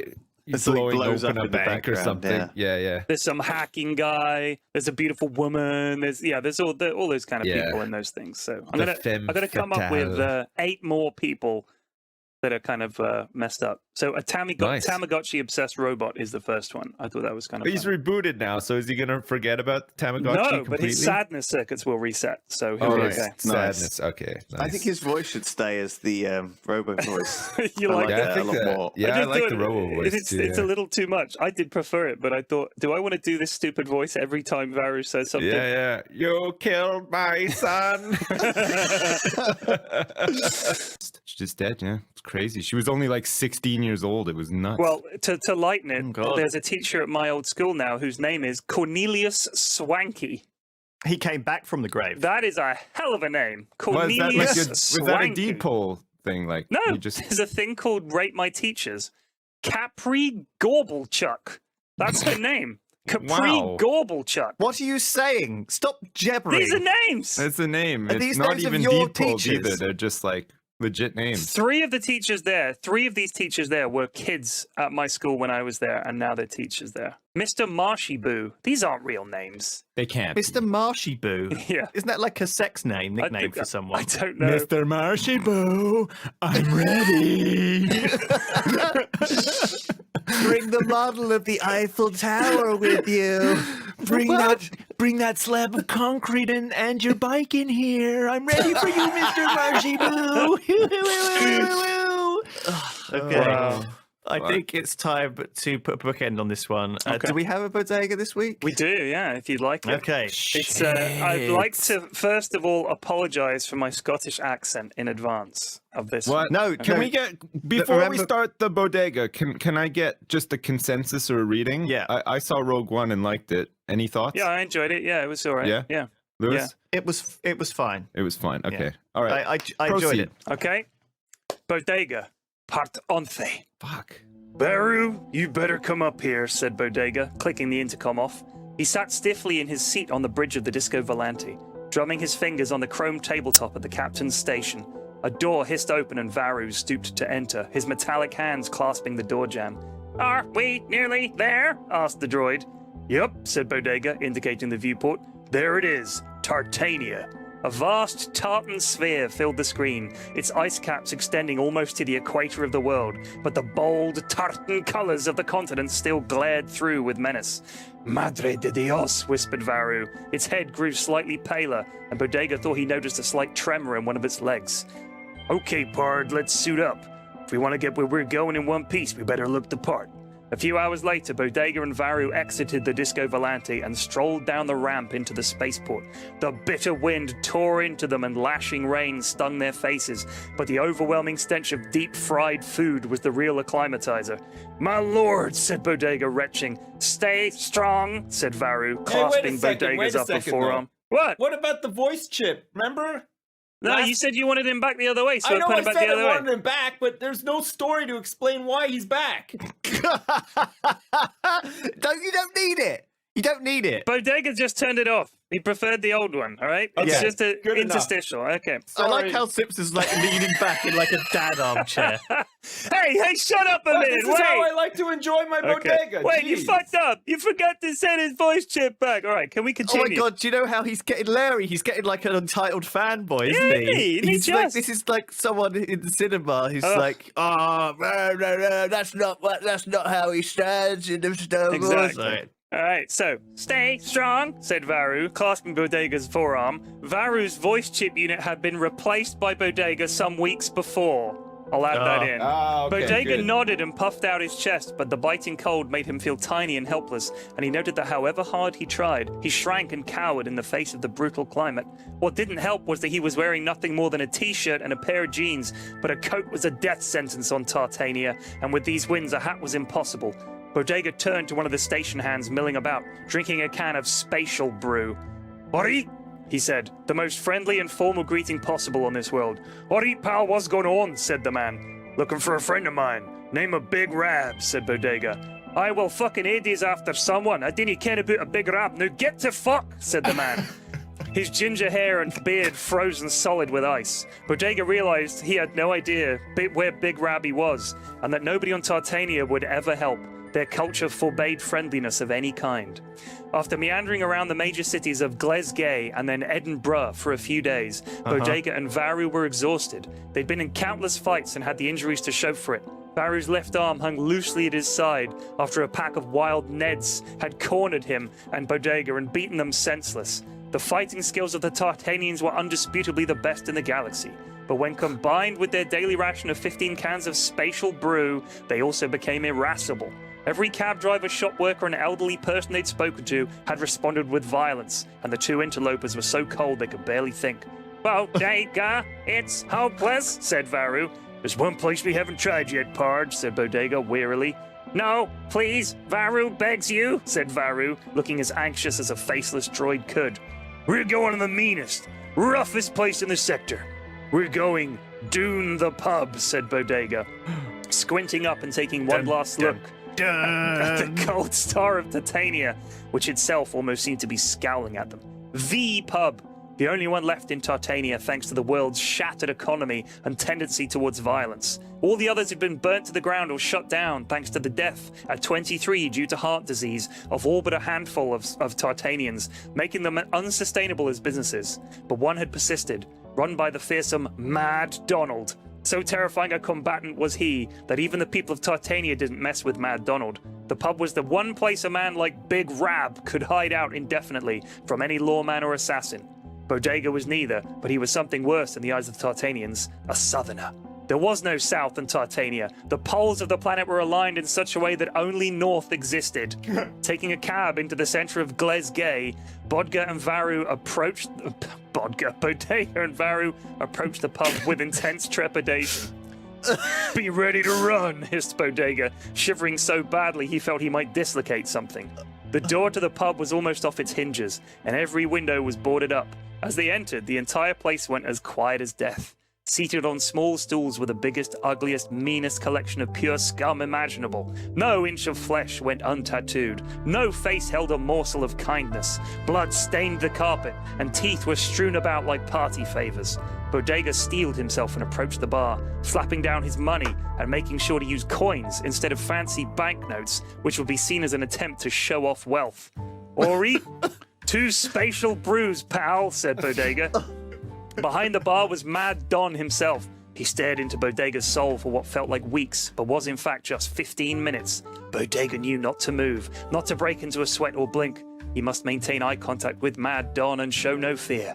Mad Don finally moved, slowly pouring the drinks and taking the money, baring his teeth as he did so. Bodega was now stuck. If he stayed at the bar, there was every chance one of the other patrons would approach and order a drink of their own. And if a single molecule of that drink was spilled, Bodega and Varu would be torn limb from limb. It was too risky to stay where they were, but turning back around and facing the stares of the Tartanian braves assembled here was a bridge too far. Yet they had to find a seat. Too late. Yous 2 bastards of the bar, said a voice behind them. Hold on a minute, I can use. Bodega's blood ran cold. Mustering every bit of strength he had left, he turned towards the speaker. All right, said Bodega, still the only Tartanian he knew. Dry your eyes, you big fanny, you look like you're gonna piss yourself, said the voice, still emanating from some darkened corner near the back of the pub. A figure approached Bodega, a man so large and heavily bearded, so ginger, that Bodega at first mistook him for a hairy boulder rolling their way. It's okay, Don, these cunts are with me, said the man, slapping Bodega on the shoulder and draining his pint. 3 more bevies, pal, he said to Don, collecting the drinks and heading back to his table, Bodega and Varu trailing after him like ducklings clinging to their mother. So what's going on, said Rab. Bodega explained the plan and Rab smiled. We're sort of like the anti-polis, he asked. Kinda. We just do shit, adventures and such, make money, help out folks that don't get help from the law, said Bodega, trying to stay on top of the potent brew he was forced to consume at such a rate he assumed Rab was trying to use the alcohol to preserve his body for medical science. I'm in. Now let's get rambling, you pair of mincing ball bags. After just a handful of bloody skirmishes, they returned to the Disco Volante, which was scrawled with graffiti and covered in streaks of human feces. Someone had tried to deep fry one of its wings, but had given up eating it after just a few bites. They climbed aboard, and Bodega breathed a sigh of relief. Varu walked silently past Rab and Bodega and collapsed face first onto the deck of the cargo bay, powering down. Ah, he'll be fine, said Rab, swaying slightly. No, let's get the fuck out of here. Bodega had never been so glad to leave a planet in his life. They had done it. They had survived the trip to Tartania, and they now knew never, ever, ever to return. The end. Oh my god, that was glorious. That was a good one. The Scottish accent was really good too. Oh god, it was so good. There were so many really nice references. So you're assembling the cast of Overwatch without realizing it, because now so far you've got Bastion on board. Oh, true. You've got Torbjorn now. You've just acquired. Well, he's not Scottish, though. And of course you've got McCree as well in Bodega. Wait, Torbjorn is tiny and not Scottish. He's fat and he's ginger bearded and he's got the same accent. So I don't play much Overwatch. I didn't realize it had had that kind of effect on me. But I do watch a lot of Overwatch porn, as we found out last week. Yes, I think that's what it is. Oh my god, Well, that was so absolutely next week they'll Tyrion. get a big gorilla or something. I don't know. Just thinking off the top of my head here. yeah, that would work. Yeah.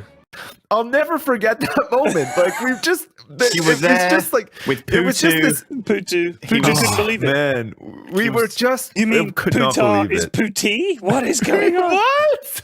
Putina.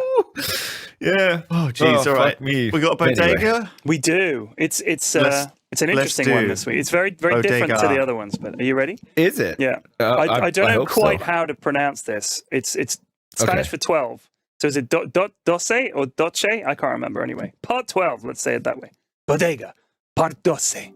0, 1, 1, 0, 0, 1, 1, 0, 1, 0, 1. Droned Kritos Nebish, one of the most surveilled men in the galaxy. He was arguably the best and most prolific computer hacker in the galaxy, and for 3 years he'd been under house arrest in his apartment on Snide 4. And for that entire period, even in his sleep, he'd been emitting a string of binary digits. Investigator Patar knew this because for those 3 years she'd been watching Nebish on a small monitor in a tiny, cramped, hateful surveillance truck jammed up against her large, sweaty, hateful tech assistants. Anything today? She asked, wheezing on a vape and sipping a scoffy. Nah, said the tech guy. Even in those 3 years she hadn't spoken with the tech guys other than in a professional capacity. She just sat there fiddling with her phone, waiting for Nebish to do something, to give himself away somehow, to slip up. He hadn't. The binary was, presumably, Nebish's way of flarving with the feds. As soon as his trial at the Supreme Court of Snide had ended the way it had, in a legal deadlock, he was doomed. Any trial on Snide was essentially a life sentence, thanks to the insanity of their judiciary. 90% of the beings on Snide were lawyers, or worked for lawyers. The other 10% were cops or judges. Every other need and function was handled by robot. Everything was automated. Except, by law, the law. As a result, the planet's entire economy was structured around lawsuits. And naturally, Patar was being sued by both of her tech assistants, and she in turn was countersuing them. The cases would never see a courtroom, thanks to the decades-long backlog. However, since the economy of Patar depended on people's possible lawsuit settlements, this was fine.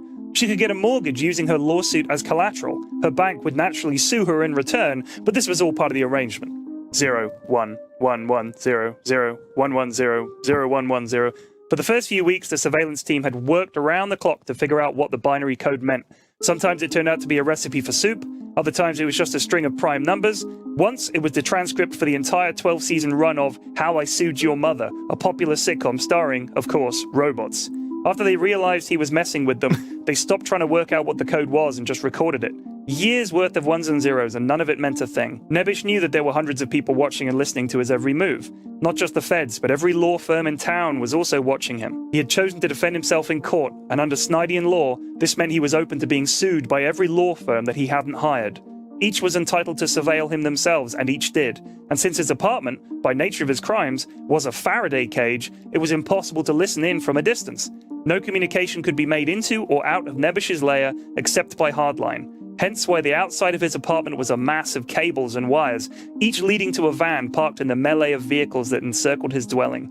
His apartment itself was isolated, raised up on stilts so that it could be observed from every angle. The interior was a mass of tiny cameras and bugging devices. If Nebish moved, the cameras knew. When he was eating, watching TV, sleeping, taking a crap, it was all being recorded by hundreds of people. Worse still, Nebish was locked in and they were locked out. He'd placed an impenetrable Shrovian force field around the apartment to protect himself from assassins, and the code lock was on the outside, so he could never be coerced into opening it. He was unassailable and uncorruptible. No legal compunction or physical threat could force him to open the force field because it was impossible for him to do so. Similarly, nobody could ever crack the code, so it was impossible to break in. He couldn't signal outside anyway thanks to the Faraday cage. It was a remarkable stalemate. Nothing got in, nothing got out, except for the surveillance footage, and the feds and the lawyers had control of that. As a result of this mess, the Nebish case was the #1 employer on Snide 4. If the case ever ended, it would disrupt the economy so much that it would lead to a runaway recession. Investigator Patar shuddered. Her entire existence and the livelihoods of billions of people involved surveilling a man whose case was so important it couldn't be allowed to end. She picked up her phone and checked the news feed. Nothing of interest.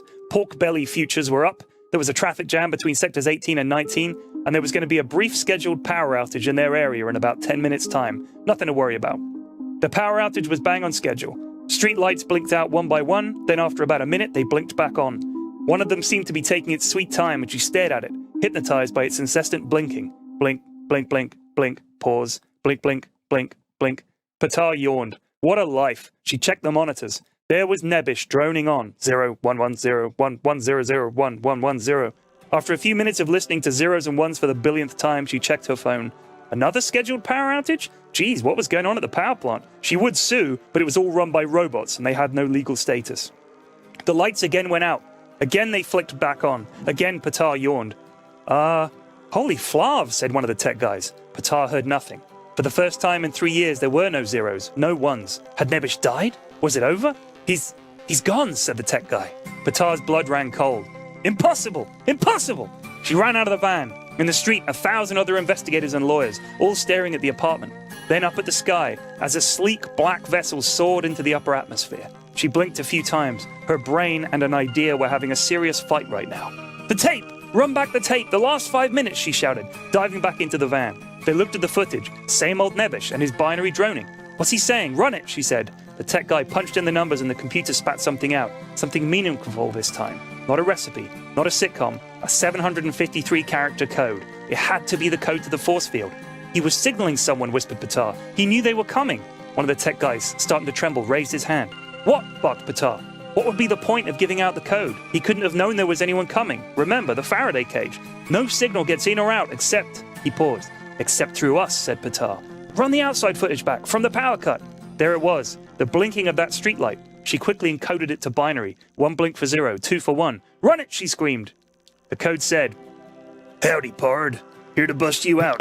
Breatham shuttle cloaked over your ranch. Need the code, Pard. She began tearing the van apart, ripping up the seats, the monitors, the fabric of the roof. That's where she found a tiny bugging device and a tiny cable that led out into the street. She followed it, pulling it up as she went.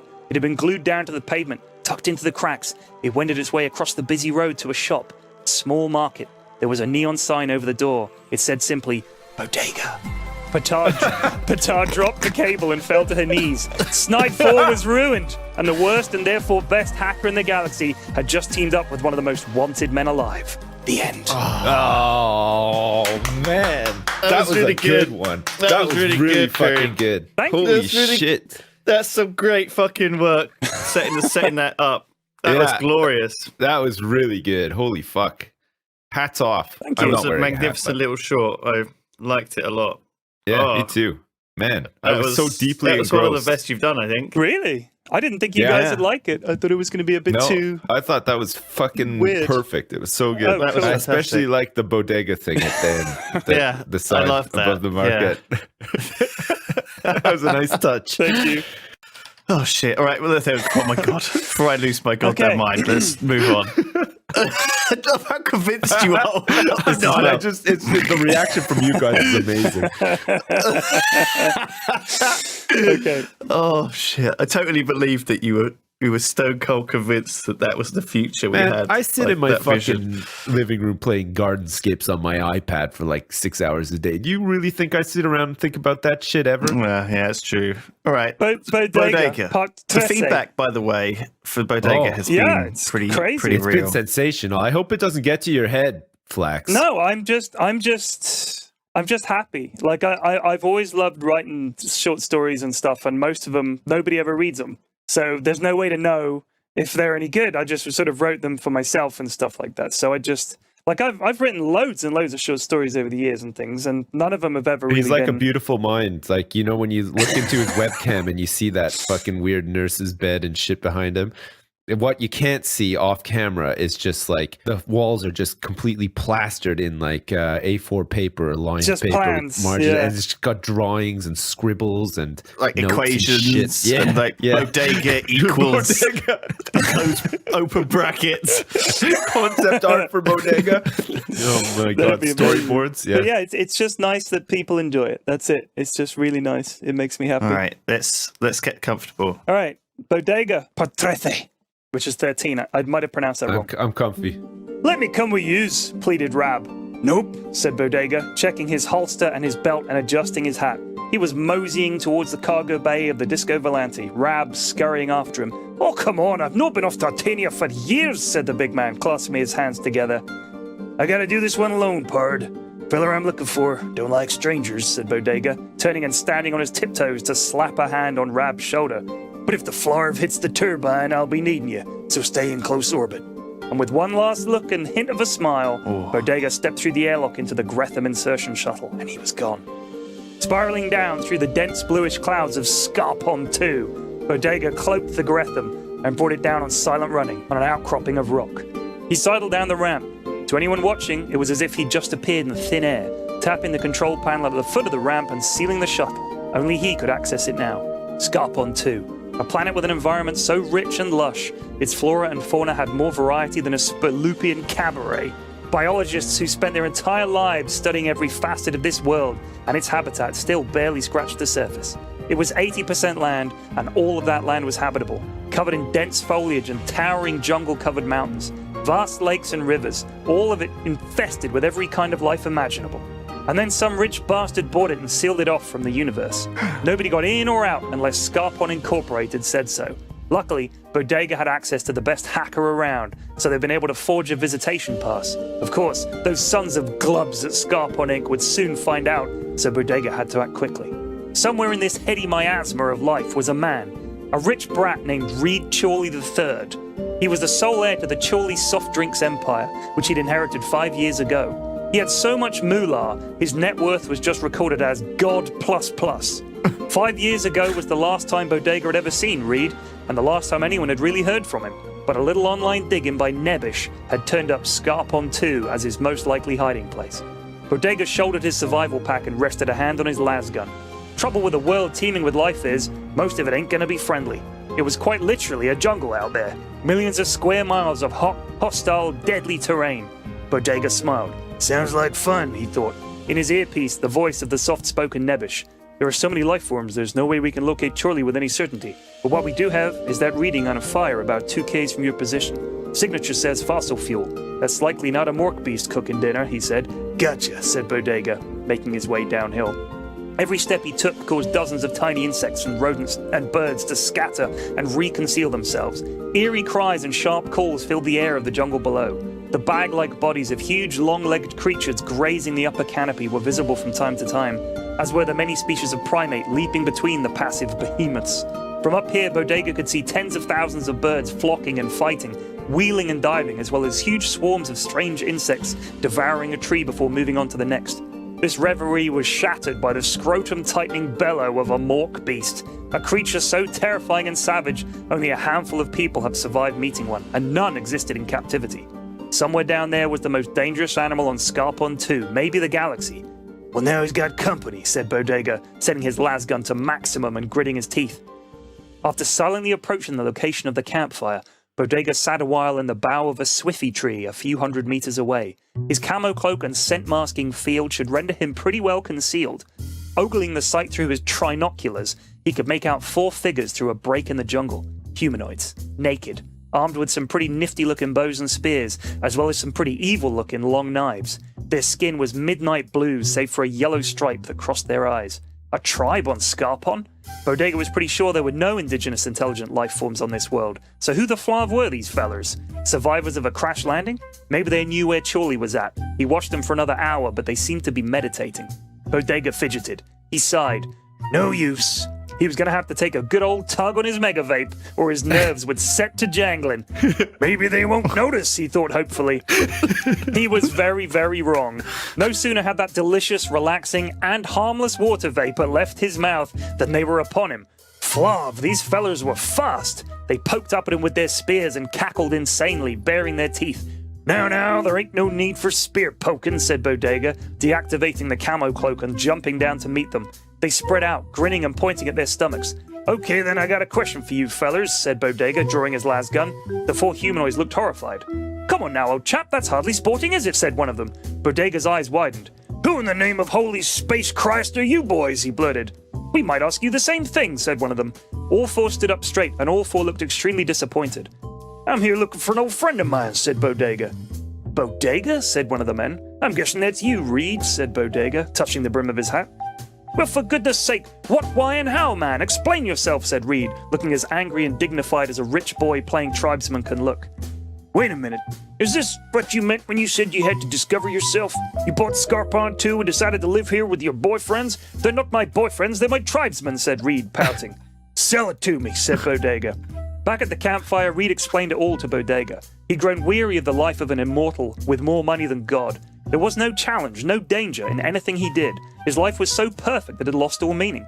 But here on Scarpon, every day is a blessing. If we survive the squeege bugs, if we can best the gloms and the whittle creatures, if we slaughter a chuff ball, we dine for weeks. And if we fail, we die, he said, strutting around the campfire and preaching to his adoring converts and to Bodega. If you boys die, you'll just activate some clone somewheres and you'll be back in time for lunch, said Bodega, grinning. Not here. We're cut off. Too far from our clone relays. If we die here, we stay dead. That's what makes it so invigorating, said Reed. Uh-huh, said Bodega, drawing his lasgun and blasting Chorley and his friends in one sweeping motion. Back on the Disco Volante, Reed Chorley looked confused, sipping hot scoffy while wrapped in a blanket. Your holding company wouldn't let you risk your life, Reed. Nobody will. You're too darn important and too darn rich. We stole one of your clones from the relay. The one in orbit around Scarpon 2? Guess you didn't know about it. Sorry for breaking it to you kind of harshly, said Bodega, sitting down. It was all a lie. Maybe I wanted to believe it. All I really want, Bodega, my man, is the chance to die properly. To take actual risks, gosh flav it, said Reed. Language, Reed. And don't worry, if it's risks you want, you're in good company. Reed smiled. Could you shoot me again? I rather enjoyed it. Maybe later, said Bodega. The end. Oh man, Oh, that's good. There was the smoking gun of the Mork Beast, but it never I turned just wanted up. it there as a... Never turned up. We're not ready for the Mork Beast just yet. We've heard about the it, Mork yeah. Beast before. It's just, at the moment, it's just, it's a, Man, that was a good one. I like that. I like that one a lot. Actually, it was nice. good. I thought you were That's going to good. say like something like on Scarpon 3 was the most dangerous creature known in the known universe. The most and a Mork Beast, like that. You know? The classic. Well, that's what Yeah. Bodega said. Now he's got company because he's also counting himself in there. But yeah, I like it. I like it a lot. There you go, man. That was a bodega. That was a bodega, Keep it going, P-Flax. That was top notch. And Bodega. Whereas I like how we are slowly building up a universe, of things. Like, because we definitely heard of Mork Beasts before. Well, right? it's period. I mean, we don't help. No, them. well, we as in the grand we. Everyone is listening. Everyone, everyone. We're together. Come we're on, man. Credit where it's due. Whoa. Okay. No, but when I mean, all right, fine. I knew what you meant. I knew what you meant. No, fine, Sibs. I like what you are doing, period. I like how you are gradually building up this nice universe where you have told us previously about characters who are now appearing in this one now today. So yeah, it's much harder, Sips, when you're not That's better. saying That's better. Sopranos are a pretty good example of that. I think it was just as long as it needed to be, and they didn't drag it out and try to cash in on it more or anything like that. So anyway, we were overrun a bit, but that's just what happens. Do you want to go Bodega? Have we got one, or is it? We do. It's a brief one this week. Okay, cool. That fits because we had like a solid half-hour Simpsons talk. That's true. So this is short. It's very loosely written. Like obviously, I didn't have a lot of time because I was writing the rest of it, but. So it is what it is. I mean, are you happy committing? Because like we could always put it off till next week. I'll go for it. People, I would rather put out a mediocre Bodega than no Bodega because I know people will lose their shit, and all I'll have for the next week is messages saying "Where's Bodega?" So right, it's okay. It's all right. Okay. All right. Bodega, part 14, which is 14. By the way. Holy shit! Is that actually how you say it? I don't know. It's a guess. With a flash of light, the Disco Volante exited hyperspace and now sat stationary in the system known as War 1, a single-planet, single-star solar system. Checking the local area sensors, Bodega saw, as he expected, a vast array of spaceships parked just outside the designated safe area. "What planet is this?" asked Rab. "It's a Dyson sphere, actually, and it's named War 1, said Nebish, glancing up from his computer terminal. "If you've never heard of it, be grateful. It's a hellscape. If you thought Tartania was rough." "Hey, Nu, what's your mouth, pal?" said Rab, bristling and turning towards Nebish. "Tartania is very nice around the old castle bit." But Nebish just bit into a pulp fruit and carried on staring at his computer screen. "And Kaitos is down there somewhere," said Bodega. "The Kaitos?" asked Rab, turning back to Bodega. "Yep," said Bodega, sighing. "Well, that's that then," said Nebish. "Nah, we can get him out, I reckon," said Bodega, templing his fingers and staring at the screen. "What's going on here, boys? Fill me in," said Rab. Nebish closed his screen and leaned back in his seat. War 1 is unique in the galaxy for a few reasons. Firstly, it's home to a white hole, the reverse of a black hole, and the white hole exists inside the artificial planet War 1. The sphere surrounds it and draws power from it.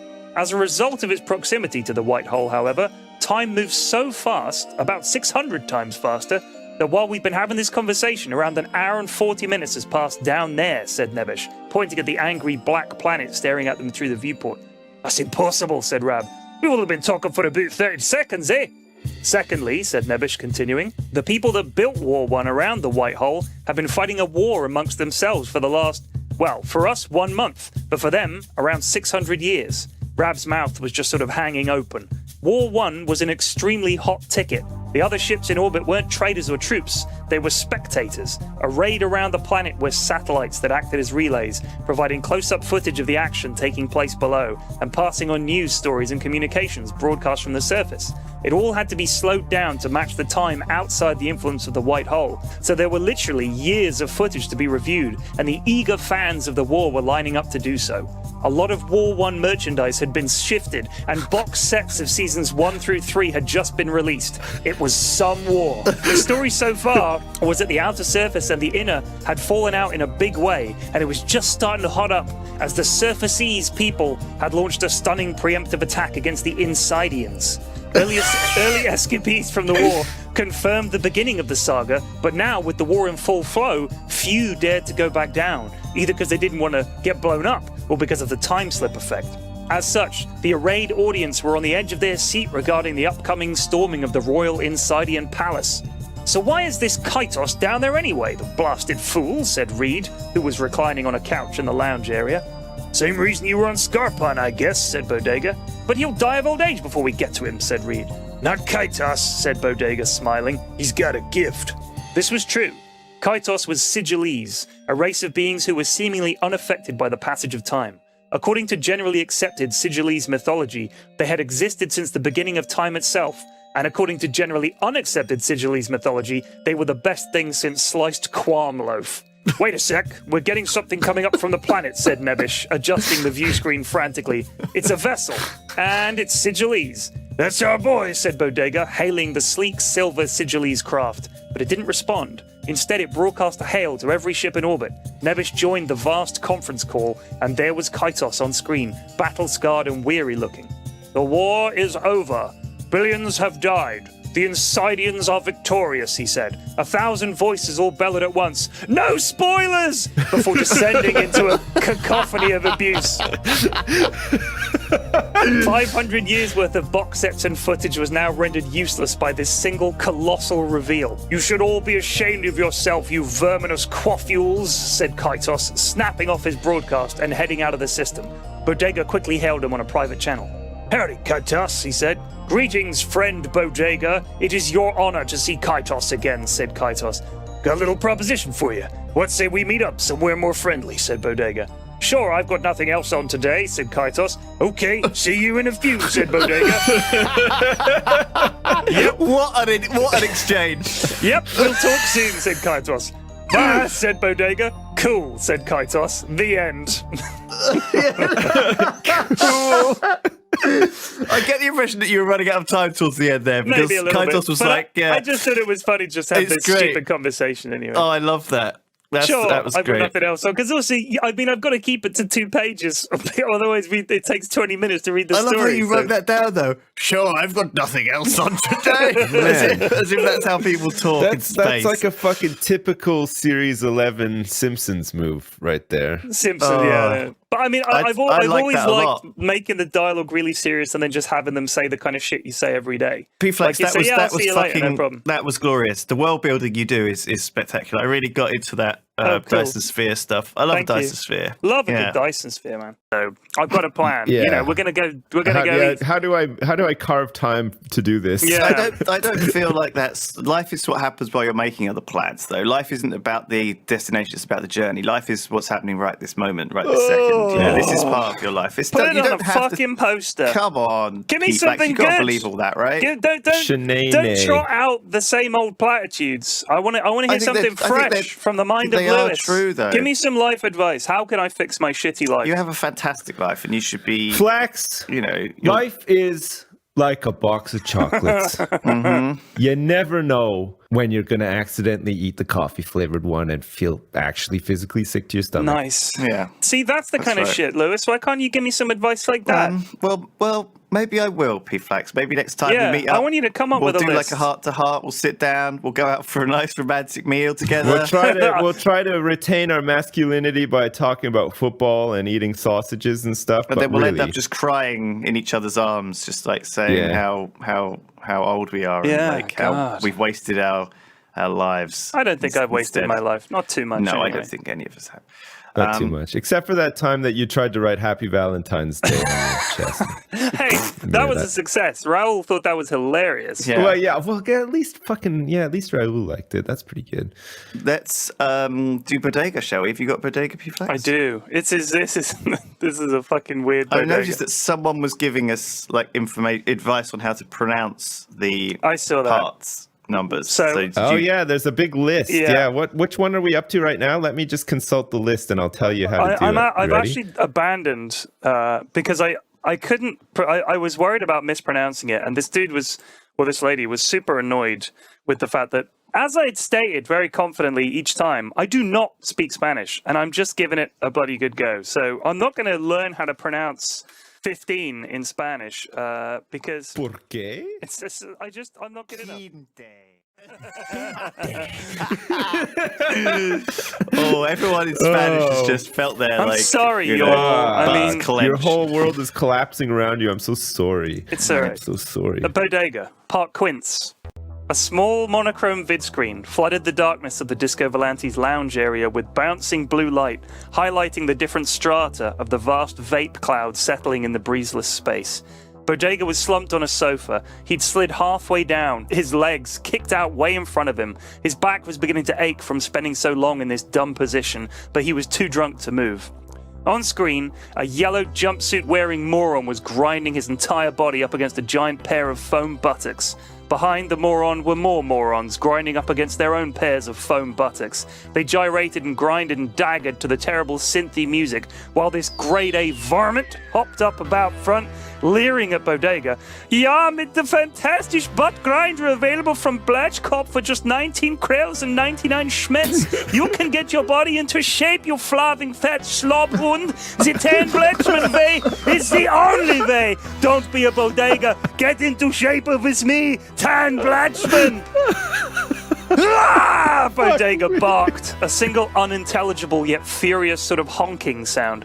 Next week on the Blatchow, we take a tour down memory lane where I will recount to you the many ways that my wife Majesta Blatchman pleases me sexually. Ha ha ha ha ha! Brayed Blatchman as he rode an imaginary horse around the studio, whooping and slapping the air where the horse's flank would be. Who's the cowboy? Me! I ride the pony! Bodega always watched Tan Blatchman's Blatch Hour. He could not explain why he needed to see it week in, week out, but he did. He needed to see Blatchman, and he knew there would be references to Majesta and their relationship constantly. Tan loved bragging about his amazing, beautiful wife, even though she was actually destined to be Bodega's amazingly beautiful wife, and this was clearly just a mind control trick or some flogging dimensional portal thing or whatever. I'm gonna take a gigantic, scary shit, and the destination for that epic turd will be the dick hole of Tan Blatchman, slurred Bodega. Before finally his feet and legs gave way, and like a human mudslide, he slithered all the way down the sofa and finally came to rest on the floor, where he blacked out. He woke with a jump, hand flashing to his lasgun as he felt a cold metal hand on his neck. Just checking your pulse, said Varu, as Bodega relaxed. Ain't gone just yet, pard, groaned Bodega, shuffling into a sitting position. Fix me some scoffy, would you? They do have robot scoffy machines, but I am not one, said Varu, standing and striding to the bridge of the Disco Volante. Well, look, do you think? Bodega began, but he was cut off by a shrill and repetitive pinging sound coming from the bridge. Varu, what did you do? Shouted Bodega, standing and stumbling towards the sound. It's the proximity alert, said Nebish, who was, as always, on the bridge at his computer. We ain't moving, though, said Bodega. I would recommend checking the local sensors, said Nebish. We're cloaked, Neb. Ain't no way anyone can. And yet again, Bodega was interrupted in mid-sentence as the ship suddenly rolled to the left and the artificial gravity cut out. Everyone began tumbling around the interior, banging into things, and things began tumbling around the interior, banging into people and other things. In short, it got messy very quickly. A cup of scoffy was spinning in the air, spewing droplets of hot liquid all over the bridge equipment. Half-eaten food, articles of clothing, some Skrells, and a hell of a lot of empty ale bottles, all moving slowly around the inside of the Disco Volante and crashing into each other and creating more bits of rubbish. It was a cascade failure, and soon the entire bridge and all other rooms that weren't sealed off would be thick with particles of refuse. Gork damn, I wish we had a cleaner, said Reed Chorley as he cartwheeled helplessly past Bodega and straight out into the kitchen area, followed by a hearty crash. Nebish, what the farvis? Bodega began, before being cut off by a huge impact that sent the ship rolling again. If I get interrupted one more time, I'm going to lose my shit, said Bodega, drawing his las gun pointlessly as he nosedived into the engineering room, the las gun flying out of his hand and disappearing into a vent. There was a high-pitched shriek, and then the ship's internal tannoy system crackled into life. Hello, Bodega, mein Freund, said a voice that sent a chill down the spines of decent people everywhere. Arm everything! Fire everything! Shouted Bodega towards the bridge, but everyone was spinning too wildly or being struck by too much garbage to do anything. Yeah, it's too late, we already have boarding of you now, said the voice, and with a brutal skunk sound, the ship was suddenly still, and the artificial gravity returned to normal. Everyone crashed to the ground and was showered in previously floating garbage. A carve beam began cutting through the hole in the cargo bay with a shower of sparks and a terrible tearing sound. Get to your battle stations, shouted Bodega, flipping a sofa over and taking cover behind it. The cut piece of hull crashed to the deck, and loud classical music began playing. A small red carpet rolled out from the hole in the hull, and an even smaller robot rolled down it, dropping rose petals behind it as it went. Presenting Tan Blatchman, shouted the tannoy, and there on the Disco Volante was Tan Blatchman, prancing down the red carpet, waving to an invisible crowd, flexing his muscles, and wearing the gawk-damn idiotic yellow jumpsuit and, worst of all, that cape of his. Tan, take a good look around. These are your last moments, shouted Bodega, preparing to throw a void grenade. Hold your horses, my little cowboy chum. I have some bad news, yeah. I don't want to be in this messy piece of scrub ship any more than you are being vaunting me here. What is it called anyway? The Dicko Vomitanti? That's incorrect, said Varu. And also lame. Well, duh, shouted Tan, before planting his thumbs into his belt loops and standing with his legs improbably far apart, right in the middle of Bodega's lounge. Don't you ever clean this place? And where is the workout area? State your case and then get out, said Bodega from behind the sofa. They took her, said Tan meekly. Who took Majesta? Shouted Bodega. Why are you shouting? I can hear you fine. She was taken, I think, by some baddies, pirates or something, said Tan, casting his eyes around the trashed interior of the ship. Bodega stood slowly, still standing behind the overturned couch. Why did you attack us? Asked Nebish, his hair matted against his face and his glasses cracked. It's just more, dramatic and so on, said Tan casually. I have my audience to think about. What audience? Asked Bodega, gesturing around. This one, said Tan, pointing at the tiny camera droid hovering at his shoulder. Are you broadcasting right now? Said Bodega. Yeah, of course, this is gold, you booby, shouted Tan. Bodega's blood ran cold. Not only had his galaxy-sized anus found them, he'd also given away their position to anyone with a darn TV. And he'd lost Majesta. And he's messed up the ship in a big way. And in fact, he'd sullied it. Its whole interior with his filthy presence. Tan, said Bodega, trying to remain calm, walking slowly towards the absolute moron, posing and pouting in the middle of his ship. Tan, Bodega kept repeating. Bodega was normally a very visibly angry man on occasions such as these, but Blatchman had actually pushed him into an emotional state so extreme, so powerful, that his body lacked the correct gestures or expressions to match it. When he got within 6 feet of Tan Blatchman, Bodega said, Tan, one more time, barely audible, then blacked out and face planted at his feet, prone and unconscious. The ship was quiet for a moment. Tan raised his arms in outrage. Yo, can I get a scoffy or what? The end. That's it. Jesus Oh my god, what a ride. It's going to be continued, I guess. Well, What a thrill ride. it's just stupid. Oh my I just God, that love was Tan great. Blatchman. I don't know why. I think he might have to join the crew. I think he'd make a great addition to the crew. You need some tension. I've been thinking too many of the characters are friends of Bodega. That's it. A bit of tension, but also he's a very Interesting. loud character. I like as him well. a lot, actually. Yeah, I me like too. him a lot. Yeah, I think Yeah. you've done well. We'll see. He's evil. We'll see but, how the like, public responds to this Yeah, colossal. I thought it was good, man. I thought it was still a really good one. I thought it was Like, excellent. Too many of the recent episodes have been like high concept. I just wanted one where dumb shit happened. Yeah. And this was a very Like a bridging dumb episode. Very dumb episode. You need some of those. Like this is like your Empire Strikes Back. Hey, what? What? Are you implying that was just a bridging episode? That was the best one. It was the best one, but it was a bridging episode. It was not a bridging episode. The bridging episode would imply that Yeah, it was there's just a lot of setting there things was a up and lot that's of- it. There was a couple of things resolved, and then a couple of things left hanging, which is like pretty typical bridging episode. But I always think of it. I'm not saying it was just a bridging episode. I'm saying it's the best fucking bridging episode of all fucking time. I just feel like the term bridging episode makes out that it's just like, that you get those episodes in like a long running drama where nothing really happens. They just move from point A to point B. And it's just like, you could forget that episode in a heartbeat. Like there's no standout moments or anything like that. The Empire Strikes Back was not that, I don't think. I don't know. There's parts of it that were, I guess there was some pretty big moments in it too, like Luke finding out that Spoilers. Darth Vader's father getting his hand chopped. Yeah, I mean, if you haven't seen it, obviously stop listening now. I know a But, lot of people that haven't ever seen the Star Wars movies. Really? Yeah. I think so. they The more innocent they seem, the less innocent they am. That's my take on it. I gotcha. Right. Yeah. Oh my god. Right. Well, that is all we got time for today because we're going to make it a short one. What about 'cause, Bodega? Me and P-Flex need to go have a lie down. I think if you've done a bodega, we can do I've one. got a pretty I'm up for a bodega. sweet and short bodega right here. All Wicked. right. But Let's do it. Wicked. because of the criticisms of the Spanish language intro, I've had to go for English. I don't know how to say something. Okay.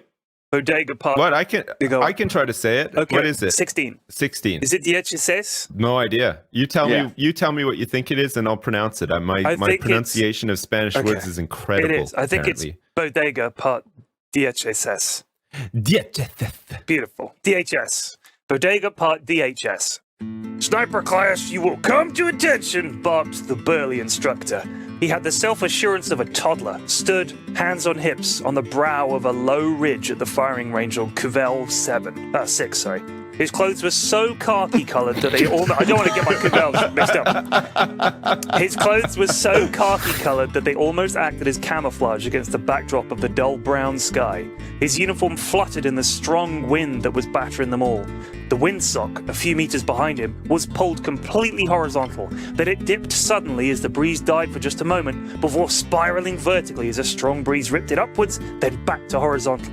The wind was nuts. As ordered, the 12 young recruits snapped to attention. The instructor descended the small ridge and began walking back and forth before them, inspecting them with menace. My name is Torque Merble, and the instructor here at the Cuvelle Royal Sniper Academy. You have been selected by your local cadet school because you've shown aptitude beyond the norm. However, he said, turning sharply and wagging a finger at them, what your school considers aptitude is not what I consider aptitude. What you are right now is scrub stains who couldn't hit the broadside of a herd of whooples. You shoot worse than Berflanian shock surrender troops. This caught the attention of a young man named Bodega, who began daydreaming. I heard of those fellers, he thought. My daddy told him back on our Whoople Ranch. Whoople Ranch, huh? Ever hit the broadside of one? Snapped the instructor. Sir, I didn't say nothing, pleaded Bodega, mystified. Why don't you tell me all about Berflanian shock surrender troops, since you know so much, if you will, Cadet Bodega? Well, sir, stammered Bodega, way I heard it, Berflanians got a whole mess of folks down on their world, and when it comes to fighting, they just try to overwhelm the enemy with numbers. The number of Berflanians all trying to surrender is what it is, sir. Would you bless us with your critique of this tactic, Cadet? Asked Torque Merble, squinting at the young man before him with mock interest. I think if them Berflanians just had some sack to them, they might be able to fight instead of acting like a bunch of Dildonians about it, sir. Fight, huh? I see, young Cadet Bodega here clearly understands warfare. Perhaps you could give us a demonstration of your abilities, young General Bodega, laughed Merble, grabbing Bodega by the collar and encouraging him with great vigor to make friends with the firing position on the ground next to them. Grab that standard issue Mark 1 Shrovian sniper weapon cadet, shouted Merble, so close to his ear that a tiny glob of spittle shot its way inside. Yes, sir, said Bodega, slowly, before calmly pressing the butt of the rifle into his shoulder and supporting it with his arms. Do you see that target at the far end of the range, cadet? Asked Merble, feigning concern. Sir, I can see it just fine, sir, said Bodega. The wound brought a tear to Bodega's eye, but he ignored it, and the tear rolled quickly across his forehead, leaving a cold trail in his skin. Chamber 1 round of standard issue Shrovian 10mm sniper heart caliber, if you please, said Merble. Bodega chambered the round. He looked at the target, which was barely visible at a distance of 6 kilometers. He began calming his breathing. Smooth breaths, in, out, in, out. Don't panic. Don't snatch at the trigger. Don't let Merble put you off. Think I'd better try and put you off, huh? Whispered Merble in his ear. I know you think you're hot flower, boy.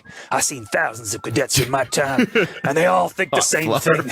They think they'll shut me up by hitting that target, and I'll pin a medal on their chest and I'll retire on the spot. That's what they all think, Cadet Bodega. But ain't even one of them come close. And with that, Marble stood to his full height and grinned a real scrub-eating grin. Bodega fixed the old man with a hard stare. I'm thinking when I make this shot, you'll give me a pass and let me skip this class so I never have to see your face again, you Florvan chaffle munger. There ain't nothing you could teach me, thought Bodega. Merble knelt down, his face only inches from Bodega's. It's a deal, said Merble, his voice almost lost on the wind. Bodega said nothing. He turned back to look down the rifle and its target. There was a reason the sniper school was on Cuvelle. The huge planet revolved at a fantastic rate, with a day-night cycle only 3 hours long. As a result, it had extremely strong winds, and its Coriolis effect was off the charts. Add to that, it's stronger than normal gravity, and it was the worst possible conditions for a sniper. You'd do well to hit a target on Cuvelle, the saying went. It was not a popular saying. Fire when ready, Flowerface, said Merble. Bodega stared down the scope of the rifle. It was grainy, old. The rifles they were using were ex-military for a reason. They'd seen a lot of use. The barrels were worn, the sights were worn, the triggers were temperamental. It don't matter none to me, old man, Bodega thought. I learned to shoot with the homemade rifle my daddy gave me anyhow. Using the scope, he looked for signs of which ways the wind was blowing. Over 6 kilometers, the wind would be traveling every direction imaginable. The bullet he would fire would be struck from all sides by buffeting breezes, pulled downwards by gravity, and suffered crazy deviation from the Coriolis effect. He had to take it all into account when he pulled that trigger. Add to this the target itself. 6 kilometers hence, high atop a dull grey post, a small metal plate had been affixed. It was circular, it was pristine, and it was only 10 centimeters in diameter. Ain't nobody ever hit the target, Cadet Bodega, said Merble, squatting beside him. Hope you got a spare, said Bodega. Behind him, the class laughed softly. Go ahead, hotshot. Whenever you're ready to show us what a big mouth leads to, you just go ahead and yank that trigger, said Merble. Bodega took one more look. He sensed the path of the bullet. He visualized it striking the target and knocking it clean off its post. He felt for the trigger, took a deep breath, held it. Firing, said Bodega. He squeezed the trigger.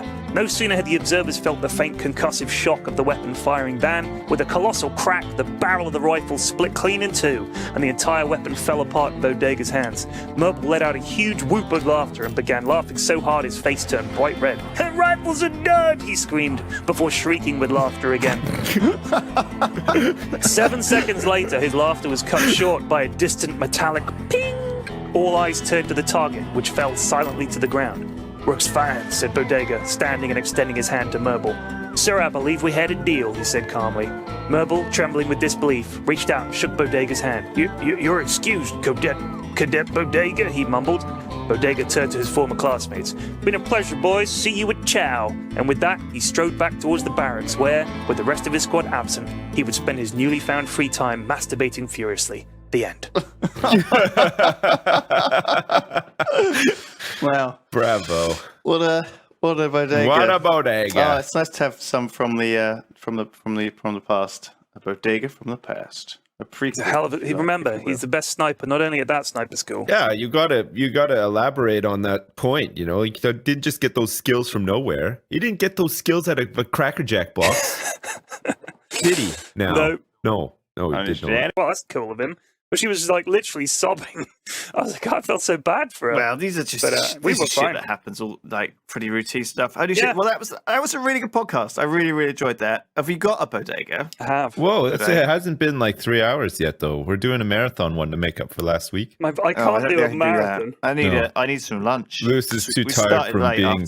It's a part 17 bodega if you want it. Okay, let's do it. Okay, let's do it then. I'm up for it. Bodega, part 17. I gave up on the Spanish, by the way. Seventino. Yeah, Just I'm say like, Seventino. El Seventino. We're closed, said Jargel Floop without looking up. He continued twisting his filthy bar cloth around inside of a wet pint glass and stared at the floor. Whoever was out there banging on the front doors could die of thirst for all he cared. It was late, he was tired, and he needed to spend all night worrying about the mountain of debt he faced. Bang, bang, bang! We are closed, he shouted. Something about the persistence made him nervous. It wasn't the feds. They rarely knocked. If it was smugglers or bandits, they would have blasted the doors open by now. Who the flav could be so desperate to drink at a dump like the Shit Rivet Tavern at 4:15 flub in the evening? Bang, bang, bang! Floop threw down his bar cloth and took off his apron. If he was going to have words with somebody, he sure as hell wasn't going to do it wearing an apron. All right, friendo, you ticked me off now. I don't know what's in your head, but if you're thirsty, you could try the... He froze as he reached the door. Through the glass, he could see him. Bodega! Bodega! Shouted Floop, unlocking the doors excitedly. Well, holy mungfish, get on in here. Got company. Hope that's all right, said Bodega, leaning on the door frame and tapping the dust from his shoes. Bodega, said Floop, smiling. He glanced past Bodega and saw a comically bemuscled man clad in a yellow jumpsuit, sporting a ridiculous red cape. Sure, get in here. Double the customers. That's fine by Floop. Oh, after your last visit, we kind of had a refurb. Changed the place up a bit. The Spurlupians are gone, said Floop cautiously. It wasn't a refurb. The strippers had quit because business was so bad. And the only person buying dances was Floop, and he was creepier than a Chungian midnight spider. Uh-huh, said Bodega. Gonna sit at the bar, said Floop. Not tonight. Got business, said Bodega, pointing at the freak in the jumpsuit. And bring us a couple of ales, whatever you got. They sat down at a table deep in a recess at the back of the room. Clearly their conversation wasn't for Floop's ears. He dropped the drinks off at their table and returned to the bar. Reaching beneath the counter, he tapped the small bugging control panel concealed there and inserted a tiny earbud into his left ear. Floop smiled sadly and whispered to himself, Sorry, Pard. Business is bad, and information about you carries a hefty price tag. He listened in. There's a Flav RV. Just an old place I know, off the beaten track. Tan, this pains me deeply, but we gotta talk. Yeah, I know, I flaved up. Believe me, losing Majesta. About that. Majesta's one of the most powerful psychic entities I know, and I know a few. She sure as hell ain't get kidnapped by a bunch of space pirates like you said. It wasn't just space pirates. It was Creme Slum Dump. There was a long pause. Floop was worried he'd lost the signal for a moment, but they carried on talking. Creme Slum Dump? Well, dang, Tan. I mean, flarf me, this is bad. Yeah, I know. Creme Slum Dump? The self-appointed president of the universe, thought Floop? If the feds were after Bodega and this Tan fella, there might even be a big fat reward. He could turn this place around. Maybe even get a new place somewhere not in the middle of a desert. Get his beloved Spurlupians back. He hadn't seen a good pair of titties in 17 rotations. Tan, I know you and me got bad blood going back a long ways, but Majesta means more to me that she's my wife, Bodega. Don't forget that. She isn't going to fall in love with you again. She isn't going to leave me for a pipsqueak like you, and she is going to have my love child. There was another long silence. How can a woman with infinite powers look into your revolting soul and see anything worth parting her legs for? She said I have a good soul. Floop could hear Bodega's laughter even without the bugging device. Does she know all about the shit you pulled back on? Wait a minute. She's psychic. Of course she knows. So what the flarf, man? I just don't understand women. It's that old business of ours, Bodega. Remember, there are zwei sides to every story, mein Freund. So far, this was nothing worth a damn. If Floop put in a call to the feds, they wouldn't get here in time to arrest Bodega. There had to be something juicy, something he could sell. Patience, Floop, patience. So what now? Well, here's the thing, Tan. First, we ain't Freunds. Second, Majesta don't need our help. If she wanted, she could just dematerialize right on out there or something. So when you say they took her, I can't wrap my noggin around it. Yeah, it's kind of a quandary. Hold up. You're not telling me everything, are you? There was another awkward silence. Floop was getting restless and nearly dropped a pint glass. Nein, she kind of left this creme without even putting up a fight or anything. Did Majesta dump you for creme? Did you attack my ship, cut a hole in it the size of your ego, drag me down here and make me buy you a drink because our mutual boo left you for an even bigger asshole? My ratings, Bodega. I haven't even done a vlog today. People are screaming at me on Space Twitter. They love Majesta almost as much as I do. Without her, I look like a loser. I don't give a darn flying flarf about your scrub-eating audience, Tan. Bill, you should. Said last episode where I busted up your stupid ship got great numbers. I'm so angry right now I think I might black out again. I need to win her back. She still has my child. She's still my wife. I want you to team up with me. We can let bygones be bygones. Put those old troubles behind us. All we need is to put our heads together and figure out a way to get Majesta back. Floop saw Bodega leave the booth he and Tan had been seated at, before turning back to berate the yellow jumpsuited goon. Floop quickly removed his earbud and hid it under the bar. It was bad enough being second in line behind a low-down, dirty, backstabbing murderer like you, Tan. But if you think I'm gonna settle for third in line, you got another thing coming. Me and Majesta are through for good. And as for you and me, next time I see you, Tan, it'll be through the sights on my rifle. Bodega turned and strode towards the exit. Tan leapt out of the booth, chasing after him, grabbed Bodega's shoulder, and the long, lean desperado turned, lasgun in hand, and held the barrel beneath Tan's chin. Whoa, easy, mein Freund, said Tan gently. Hey, watch the gunplay, folks, huh? Said Floop. Shut up, Floop, said Bodega, before looking Tan square in his beady eyes. I loved her, Tan. If she ever needs my help, she'll get it. But you're a no-good, murdering, backstabbing, thieving varmint who ain't worth a flarv-coated turd. Ain't nothing you could say could change my mind. So save your breath, spat Bodega. 1 billion skrells, said Tan. Bodega said nothing for a very long time. He squinted at Tan. He blinked twice. Half up front, he said finally. Deal, said Tan. Okay, let's go. And with that, they left. Floop sighed. They hadn't even paid for the drinks. The end. Hey. Oh, that's great. Man. That's a good one.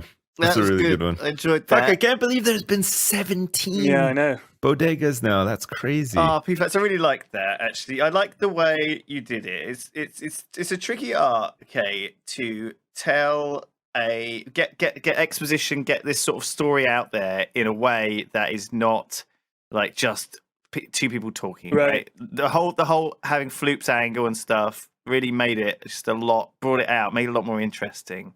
Added like a little bit more depth. Thank you. I like it. I like it a lot. I like it a lot too. You're doing fucking great job. I'm proud of you, man. Oh, you guys are the very best. much enjoying these.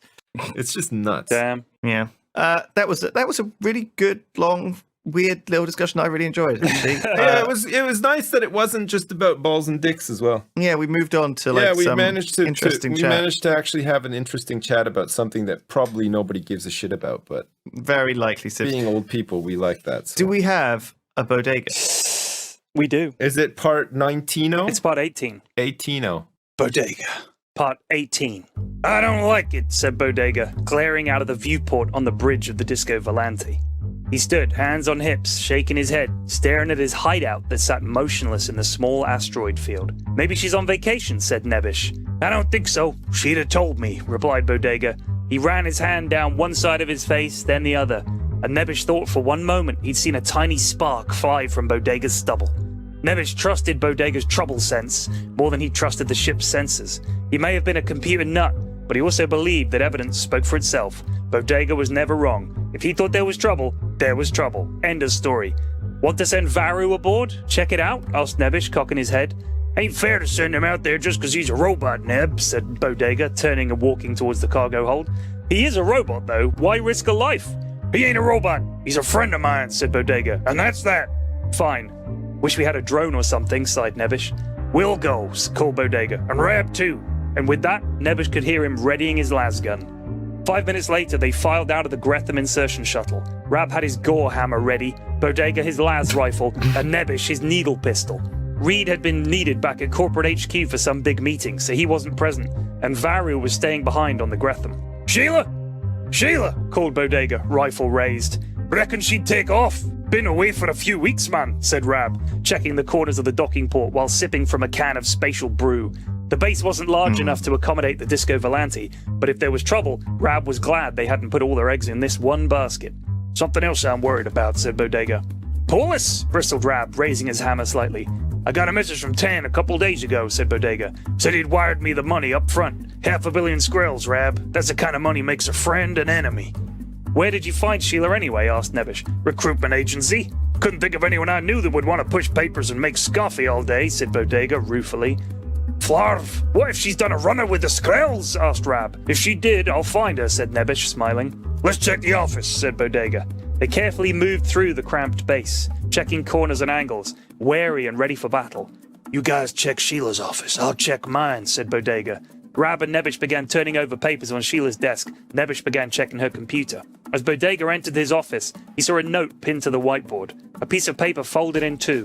On the front it said Bodega, so Bodega lifted the folded flap. He heard a tiny snick sound. Behind the flap, embedded in the whiteboard, was a small green disc about the size of his palm. It had a digital readout on the front that flashed into life, displaying red numbers, 00.04. "That's a bomb then," thought Bodega calmly. When everything was about to go flavy, Bodega's mind became tranquil. This was partly a gift and partly training. He'd also been in these kinds of situations so many times that he was able to assess each one with the detached nonchalance of a man mowing his lawn in his dressing gown. First things first, thought Bodega. Gotta seal this room. He glanced left and saw Rab about 5 meters away. Their eyes met for a split second, and Rab instantly knew just how flavy things were about to get. That big Tartanian lug had the instincts of a Zarkpo the ingenious leopard. Bodega slapped the big red emergency vacuum seal button, and the door between him and Rab slammed shut with a surprisingly loud hiss and a hearty clonk. 00.03. Bodega began breathing as rapidly as he could.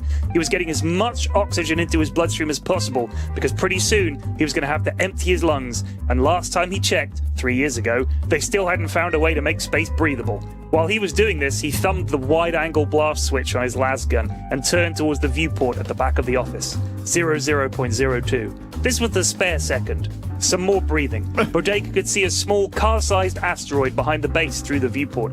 He leaned backward as much as he could and raised one leg in the air like he was about to start some kind of crazy drunken marching. He raised the rifle. 00.01. Bodega exhaled as hard as he could until he started to see stars around his peripheral vision. He pulled the trigger on the las gun. The rear of the room vanished in a blinding flash, and Bodega was blasted out into space along with everything around him. His desk, a moldy cup of coffee, paperwork, his computer, a chair. 00.00. The tiny charge went off behind him, but Bodega was already traveling so fast he never felt it. He felt all the moisture on his tongue evaporate, and his eyeballs began to freeze over. He couldn't really see much of anything, and for the first time he heard real silence. The true, total silence of the void. He also saw that asteroid coming up real fast at his 12 o'clock. He brought his feet together so he looked like some kind of insane cowboy missile system in flight. His ground boots maybe had enough juice in them to slow him for impact. When the asteroid was scary close, he fired the boots by tapping the heels together just so. The G-force of the deceleration brought more stars to his already clouded vision, but a moment later he landed on the asteroid, a tiny plume of dust and pieces of rock erupting at his feet. He was about 5 seconds into this unwanted spacewalk, and he knew he had around 10 to 15 seconds left before he blacked out. He turned carefully to look back towards the base. One side of it was spewing gas into the void, and it listed badly, tumbling slowly so that it was about to go end over end. He could see the Disco Volante parked up around a kilometer away. He had to cross that distance soon, or he was going to die of being in space. Being in space was flaving awful.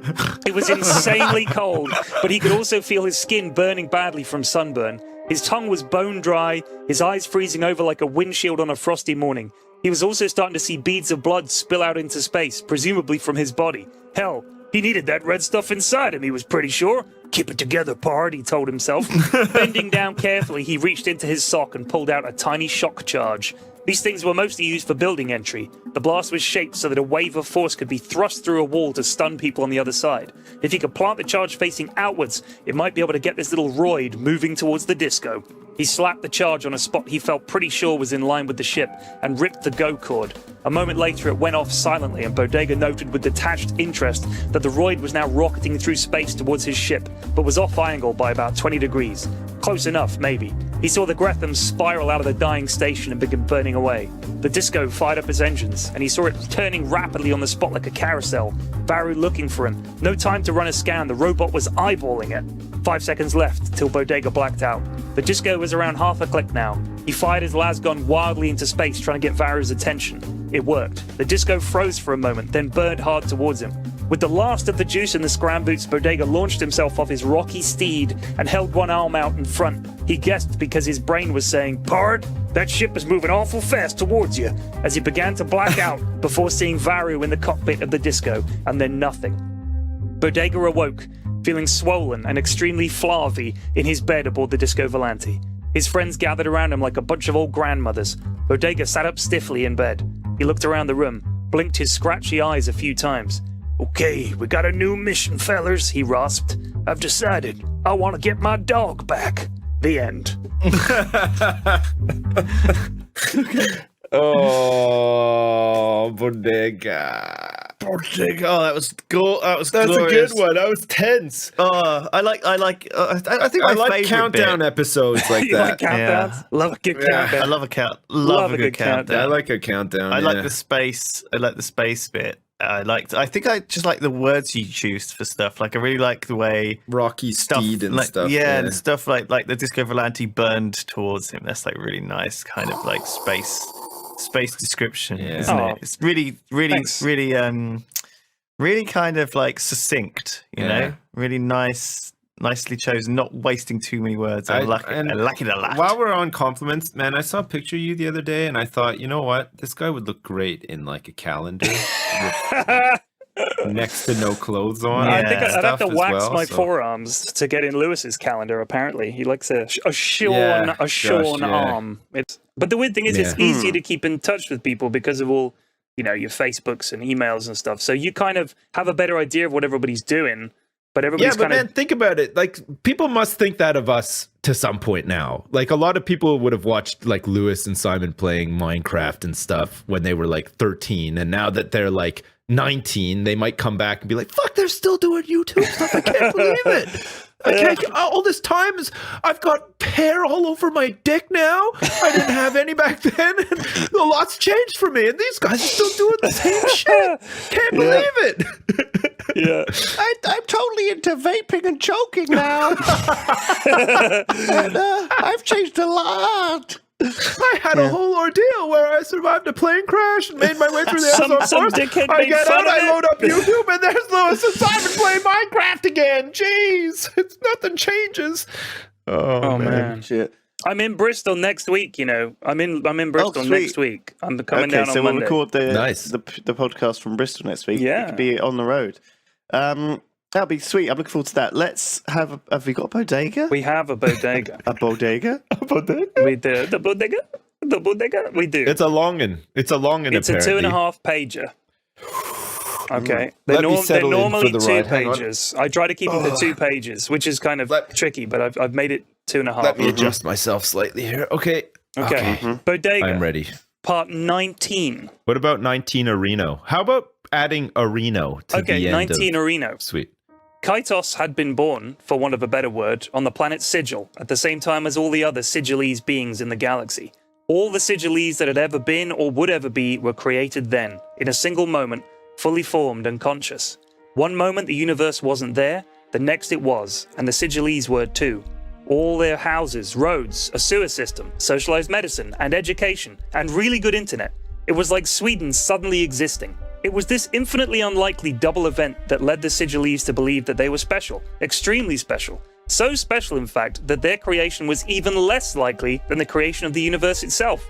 Imagine a cake suddenly popping into existence out of nothing. That's pretty unlikely. Now imagine that same cake popping into existence, covered in icing and sprinkles and the words, "Good luck in your new job, Steve, love mum," written on it. That's even less likely. The Sigilese were the icing on the cake, and they knew it. This also asks some pretty big questions. For example, what the flav? This was a common question among scientists when confronted with the Sigilese problem. If the universe kind of made sense, the Sigilese really didn't, and it caused a huge rift in the scientific community that lingered to this day. Some concluded that the Sigilese creation story was a myth, that they just happened to be one of the oldest civilizations around, but carbon dating of early Sigilese artifacts proved it. They were as old as the universe, to the nanosecond in fact. Because of their self-appointed status as the most improbable and therefore most important race around, the Sigilese were almost insufferable in their egotism. Some people were proud to be tall or strong, some were proud of their race's grand history of conquest or exploration. The Sigilese just figured that their creation alone was much more than anything anyone else could really come up with, so they paraded around wearing jewelry older than some people's solar systems. Some of them even had pairs of jeans older than people's galaxies. If you tried to reminisce near a Sigilese, you'd better be prepared to have your anecdote trumped into the next dimension. Naturally, many people believe the Sigilese to be proof of the existence of a divine creator. I mean, come on, they would say. If that's not proof, then what the flav would be? And they were kind of right. It was nuts.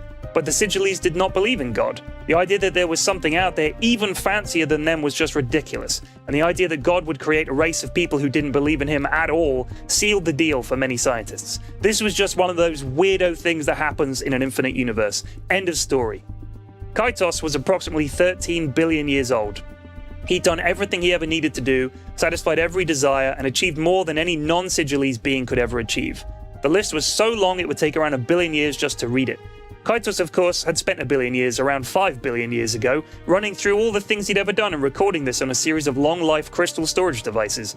But the crystals had decayed around 1 billion years later, and he just couldn't be flaved to start again. He'd also realized no non-Sigillese would ever live long enough to read even 1% of what he'd written down, so what was the point? And so, like all old people, Kaitos had started volunteering a lot. He had the free time, he didn't need money since his bank account had 13 billion years worth of interest in it, and his kids were so grown up they were older than 90% of the known universe.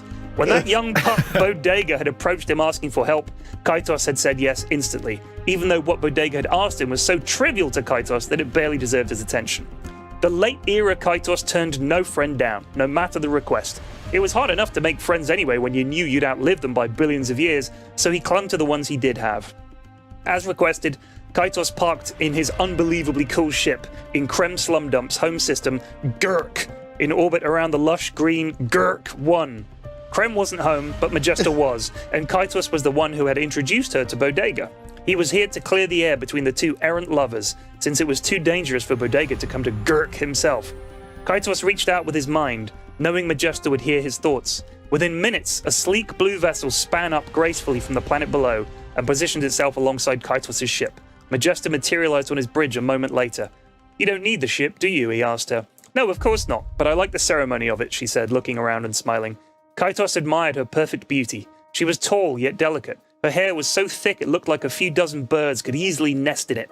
Her breasts and buttocks seemed locked in a battle to outdo one another, and her face was so perfect it was hard to look directly at it. Warm and loving, but also aloof and haughty. When she smiled, it seemed that no other achievement was worth striving towards. Kaitos had long ago given up on love. He'd had trillions of lovers, but Majesta? She was something else. Naturally, Kaitos would wait until after Bodega had died before making a move, and he'd wait a good few millennia after that just to be polite. "Do your psychic powers work on me?" asked Kaitos playfully. He knew full well that Sigillese minds were impenetrable. "Only when you want them to," she said distractedly.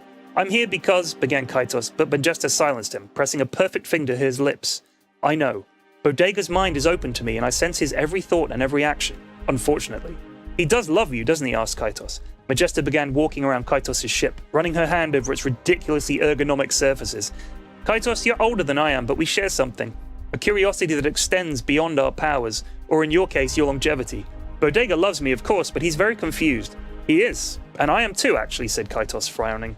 "Tam was a mistake. Our child wasn't. Bodega didn't want children, and I did." "What about Krem?" asked Kaitos. "I'm seeing where that goes for now. Bodega sees people through their actions, as most do. I don't." She stood with her back to Kaitos, staring at Gurk 1 through the viewport. "I know every facet of someone's personality the moment I meet them. Every lie they tell themselves, all the things they regret and the things they don't, but should. For a long time, I held off reading Bodega's mind because I wanted to experience love the way others do. But eventually I became curious. One night while he slept, I journeyed into Bodega's mind, and what I found was, well, it scared me." "What was it?" asked Kaitos, genuinely intrigued for the first time in around 15,000 years. "That's private," said Majesta, admonishing Kaitos with the gentlest of glances that still crushed his spirit more deeply than the time he'd accidentally landed his ship on a Dildonian school bus. "I must know," he said, taking a half step forwards. "I will not tell you, save to say that the universe and Bodega have much in common. I knew that the more time I spent with Bodega, the more I'd become lost in his complexities. I wanted to spend time with more simple men, to enjoy their lack of depth." "That seems awfully unfair," said Kaitos, sitting down in his chair and tapping in a new course. "You're leaving?" asked Majesta. "I came here for my friend, to ask why." That's what he'd requested, just that. "Ask her why," said Kaitos, turning in his seat to face Majesta. Looking up at her this way made her seem so imperious and alluring that Kaitos decided to shave a millennia or two off his polite waiting time. "I asked why, and the answer I will return with is that Bodega is too much for you. You can't handle that man," he said. Majesta's face contorted into something like anger for a moment, so subtle that Kaitos almost missed it. She vanished from the bridge, and her ship blasted back towards the planet's surface. Kaitos would return to Bodega with a message. He would tell Bodega that, eventually, she would be his again. No woman can resist a man she cannot change. The end. Nice. Oh my god. Oh God. I love Lewis's string of reactions. Oh my god, that was a good one, man. That was really good. I like that a lot. It's excellent. Assuming that they don't, but maybe they do. Maybe they're like building a case against you right now. You know, they'll just arrest you for some reason. You're like, what did I do? And they're like, you're a terrorist. And you're like, well, how? And well, we noticed that you bought a whole bunch of lube. You're a sexual terrorist. And then you're like, well, fuck, I should have just used cash and I would have never been in this predicament.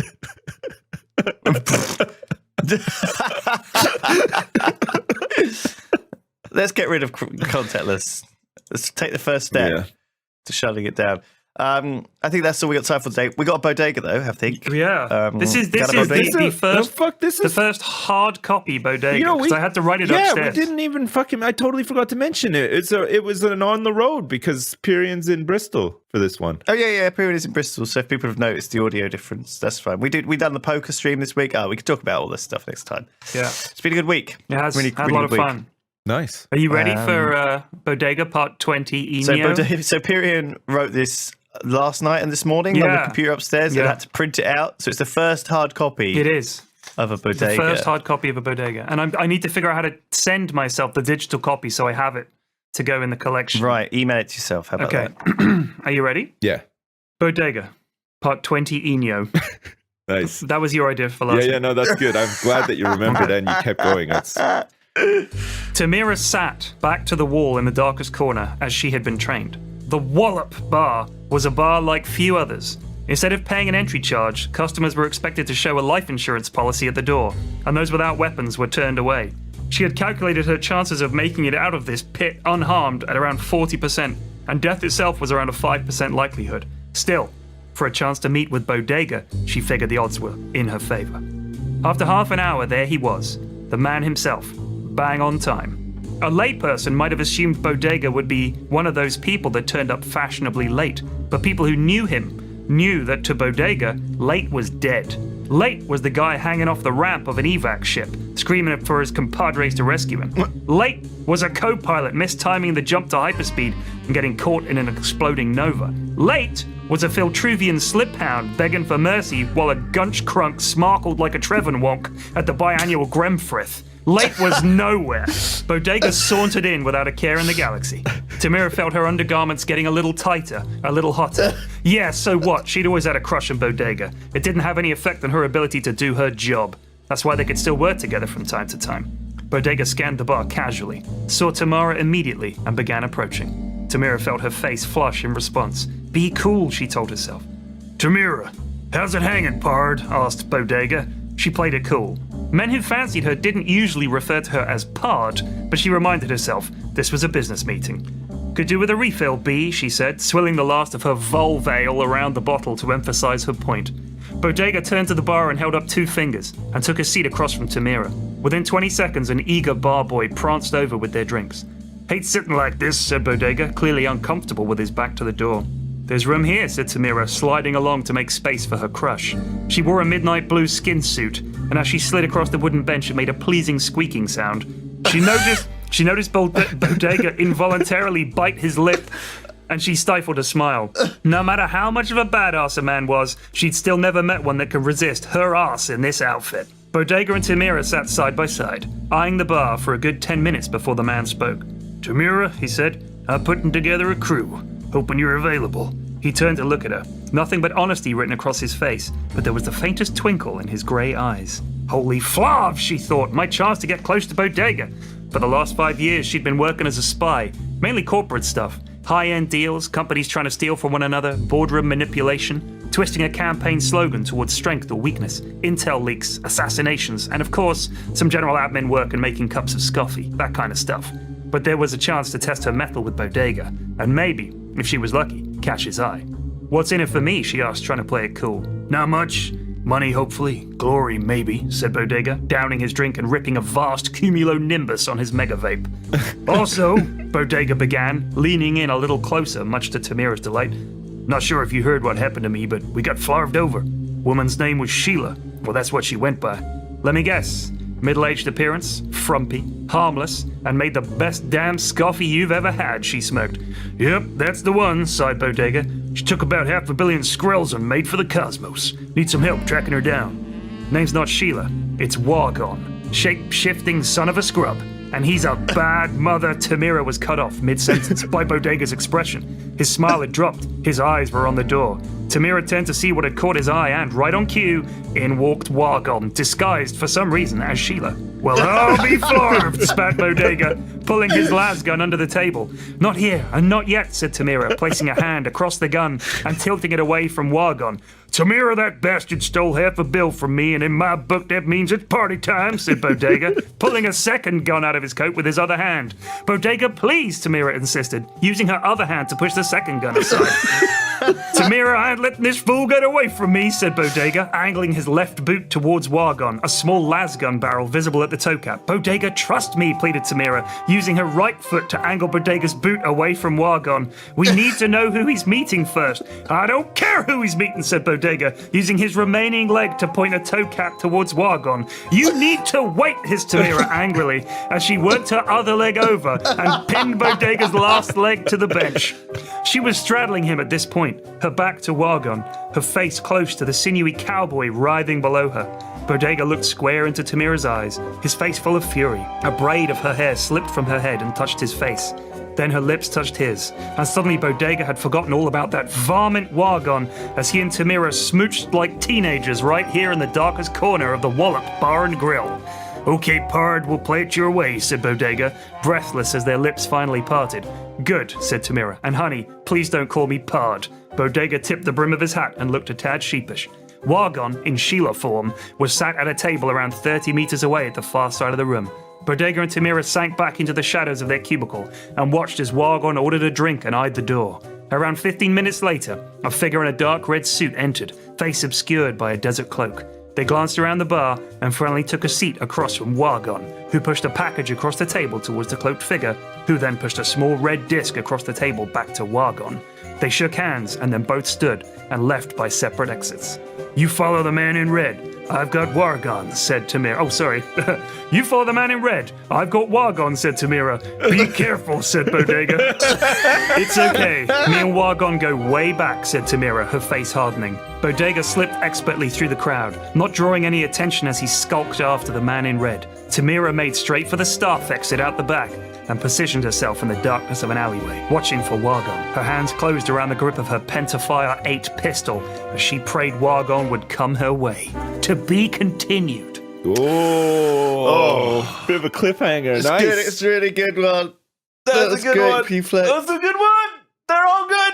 I did notice a little Freudian slip in the middle. What was it?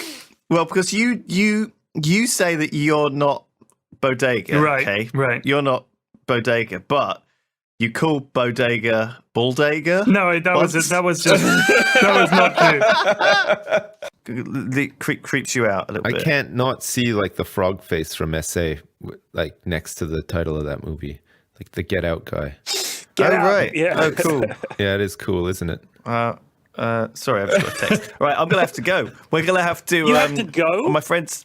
Well, we've got time for Bodega, haven't we? Well, yeah, I mean, what you've literally you got a text and you're leaving? No, well, my friend's turned up that I haven't seen for like 10 years, and he's like, I've just parked up in Bristol town centre, so I'm gonna have to go and head over and have lunch with him. But If you want, no, if I've you got time want, for you can go, a and Bodega. me and Sips can do the Bodega. I can take another 5 minutes for Bodega. I'm going to take my time with this one. All right. Okay, well, go ahead.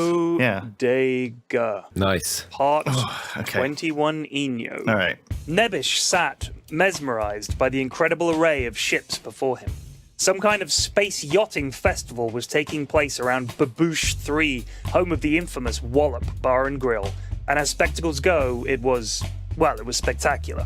The magnified wide-angle viewport from the lounge of the Disco Volante acted as a wonderful front-seat view of the competition as the beautiful old-fashioned space yachts used their solar sails to glide around anchored buoys as they raced against each other. Sadly, behind him in the cargo hold, a far less seemly competition was afoot. Rab, you're wasting your time, said Nebish wearily. Shut your pie-hole, chum, slurred Rab, who swayed uncertainly despite being seated. Do you wish to continue? Said Varu, sitting bolt upright opposite Rab. The two towering figures were squeezed into a pair of portable plastic folding chairs at a small portable plastic folding table, as if they were having a picnic. Instead, here they were in the cargo hold of the Disco Volante having an impromptu drinking contest. In one corner, Rab of Tartania, holder of the thrice regurgitated crown of Dunyer Neck, founding member of the Iron Gut Combat Battalion and possessor of a liver so powerful he was occasionally asked to consume dirty rocket fuel that he might then pee out pure rocket fuel. In the other corner, Varu, a combat droid so devastatingly powerful that it had been banned from setting foot on most inhabited worlds. Its inner workings were so complex that even Nebish, that master of technology, had struggled to simply replace one of Varu's servo batteries. It was also immune to any form of gas, poison, or toxin, and Spatial Brew fell into at least two of those categories. Nice. Do you wish to continue? Varu asked again, a small yes/no question mark flashing red on his face display. Why? Fucking yes, you cunt you, shouted Rab. Both competitors picked up their drinking vessels, lead-lined tankards filled with Spatial Brew Plus, which was actually banned on more worlds than Varu, and then cracked them together. Doing it goes, said Rab, vomiting briefly into his lap before necking the viscous booze. Varu poured his drink into a small funnel that emerged from a slot on his neck. Rab blinked hard and attempted to stare down Varu. Do you wish to continue? Asked Varu, the same readout appearing on his face. Fucking spiders! Screamed Rab, pouring at his face with one mighty hand, one of his eyes screwballing wildly to the left, while the other rolled madly in its socket. Some more vomiting, this time from his nose and ears. Nebish peered back out at the graceful dance of the space yachts, sighing at their majesty. I think perhaps, he began, before Rab pounded the table with his fist, cracking it in two. Empty cans flew in all directions, several crashing into Nebish, who shielded his face with one arm, pleading, Rab, you're gonna kill yourself! Aye, the fucking way to the party is down the wee little hole, and then you take a left turn with your fucking maw, you wee scrote, you fucking... Oh, man, fucking said Rab. All of this vital information spewing out in one long string of vowels as he slid hopelessly down out of his chair, passing out on the floor. Varu is victorious, said Varu, and a party popper on a tiny arm emerged from his shoulder, and a second tiny arm emerged slightly below it and pulled the string, sending coloured paper everywhere with a small bang. Varu, how long has Bodega been down there for? 6 hours, 13 minutes, and 5 seconds, said Varu. That seems like a long time for a simple meeting, said Nebish, turning to his computer screen. He said he wouldn't be long, so maybe we should try to contact him. Possibly. He might also be getting his balls wet, said Varu, accessing his common parlance library. True, but I don't know. He seemed kind of all business when he left. I think we should try the signal, said Nebish, pursing his lips. Very well. Varu concurs, said the robot, rising and moving to the ship's communication station. All the members of the disco were fitted with a small signaling device on the inside of their left wrist, a simple vibrating implant that let someone know they needed to contact the ship. Nebish had insisted that a tracking device would be a disastrous idea in case the ship was captured. Their enemies would immediately be able to discern all of their whereabouts. But a receiver was different since it couldn't be located. Nebish sent out the wide beam "Where the Flav are you" signal and sat back to wait. Something was bothering him, however. They needed a way to communicate. That was a given. They also needed a way to let someone know you needed to communicate with them. It was no good just calling someone's communicator if it was a bad time to talk. Instead, you sent them a discreet ping, they knew you needed to talk, and they called you when it was convenient. But the ship's outbound hailing signal, was there a way to track that? Surely not. It was so broad, so omnidirectional, it could have come from anywhere. Here they were, cloaked up in the third moon's shadow, unnoticed by any possible federal ships patrolling the area, and for all anyone listening knew, someone somewhere had sent a simple one-byte message to the whole flarving planet. Hell, you'd need 100 ships in an impromptu net, all listening in. Hundreds of ships. Nebish's eyes widened as the blindingly obvious slapped him in the face. The space yachts! Rab, Varu, we have to leave, shouted Nebish, lunging towards the bridge. Varu turned, processed the look on Nebish's face, and began powering up the hyperdrive. Rab dragged himself from the floor with a deathly groan and attempted to stand, but instead made do with a manly combat crawl towards the weapons station. What's on? He cried. Feds, shouted Nebish. sweat beading on his brow as he pointed to the viewport. The space yachts were wheeling away as behind them a fleet of Federal pursuit ships burned straight for the third moon of Babush 3. "What about Bodega?" asked Varu. "We'll have to come back for him. We have to leave, now." And with that, Nevesh slapped the go-go button and the Disco Volante span up its hyperdrive and vanished. On the planet below, Bodega was quite unaware that his getaway vessel had just pieced out on him, and that the combined forces of Krem Slum Dump's personal combat retinue now knew they almost had their man. Again. To be continued. Oh, good work. Bodega. Good work, Good work. Bodega. Oh, it's exciting. That's a good setup for the next. We're For closing stranding in our on hero. Big ol' Fucking, I'm Bodega. loving the to be continueds. These are good. Yeah. These are I feel nice. we need some I continues. mean, Continueds are good. yeah. He's like the one We're on gonna have a buffet, a lunch buffet, and we'll have a day where the families can come in. The girls won't be completely nude and stuff. We'll do something for the kids, and We'll have a day where the grannies can come by and do the jigsaw puzzles. We'll do a knitting workshop one morning. We'll have a man. church meeting the next day. man, Yeah, it's completely fucking wholesome. businesses are hard, man. Gather round, Like, ladies. I'd like to have a little team meeting ahead of our opening night here at this new stripper club. Now, I don't want any of you to do anything you don't want to do. CD Larry's Titty Emporium. Don't shake your titties in someone's face if you don't like their face. Okay, you don't have to do that. You just come and see me, and we'll have them removed. There's obviously refreshments for you in the back. Like they'd be like, "What the fuck kind of strip club am I working in here? Where's the cocaine? Where's the drug dealers? Where's the lunatics?" it's like Where's the creepy Arby's, guy the pushing me to strip have club. sex with the Johns? Yeah. Like we didn't Oh, get into the fuck. stripping business for an honest dollar. We want to. All right, Do team. weird Great shit. pep talk. Okay, everybody, Back to all it. in. 1, 2, Back to 3, it. team. Titties. They'll have to put their titties in the middle, like when you put your hands in the middle and Yeah, then they break. just put one. They all put a titty They in. just put one titty each in. One titty each. Titty break. Good job, team. Oh man. Oh, for fuck's sake! All right, let's get on with let's do Bodega and let's get out of here. Jeez, you're hungry, out, huh? fuck. 12:05. He's getting grumpy. That was some lunchtime. spectacular podcasting, boys. I need my lunch. I get All right, grumpy if I okay. don't have my lunch. I need to try the new Pubga patch. I'm excited. Yeah, we got Like, to. really fucking Are you guys excited. ready for Bodega Part 22 Eno? Hell yeah. Of course. Okay. Bodega Part 22 Eno. ETA 3 minutes!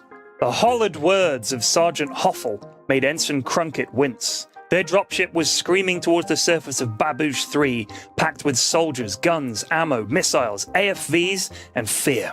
If the Federal Assault Team's special order had been deployed, the target was going to be a total flaving nightmare. Crunkett's chance of death on this job alone was probably around 25%, but that was their job. To be the people willing to risk their lives to protect the innocent. That's what they'd signed up for. That's why they had the health plan and the funeral coverage and the bonuses. That's why the welcome pack for new recruits to the division included a Last Will and Testament starter kit and a brochure to give to your kids titled, "Why is Daddy in So Many Pieces?" It was the Fatso life. Danger, money, glory. That was their motto. And it had been convincing enough for Crunkett and the other poor slobs he'd signed up with. He'd grown sick and tired of serving under Tortola and manning that boring old comms console, so he'd filed the transfer forms, and here he was, still an ensign, still getting shouted at, but now for marginally more money and vastly more chance of death or injury. Now, quick note here, this is Ensign Crunkett, who was the guy on board that ship that caught Bodega the first time around back in episode 5. So this is a callback to a long time back in the story, just in case. Why am I so stupid, he thought. Why are other people much smarter than me? Why do I make a decision and then realize afterwards that it wasn't just the wrong one, it was the wrongest one? Consistently the worstest, wrongest, dumbest, most objectively idiotic decision is the one I arrive at. How could I do this to my daughter just because I got bored? Hoffel was checking the men, adjusting straps on their equipment, repositioning their rifles so they weren't pointed at other men, straightening out helmets, and occasionally lightly pounding someone on the shoulder to give them a bit of reassurance. It wasn't working. Everybody under his command looked utterly terrified, except Crunkett. He just looked angry. "That's the spirit, soldier," said Hoffel, noting Crunkett's furious expression and mistaking it for some kind of battle-ready war face. Something occurred to Crunkett. All the troops in this dropship were transfers. They'd all been through the same 2-week intensive training program, and at night in their barracks they'd all lain awake talking about how they'd grown bored of their old jobs, pushing pixels around in the endless bureaucracy of the Federation.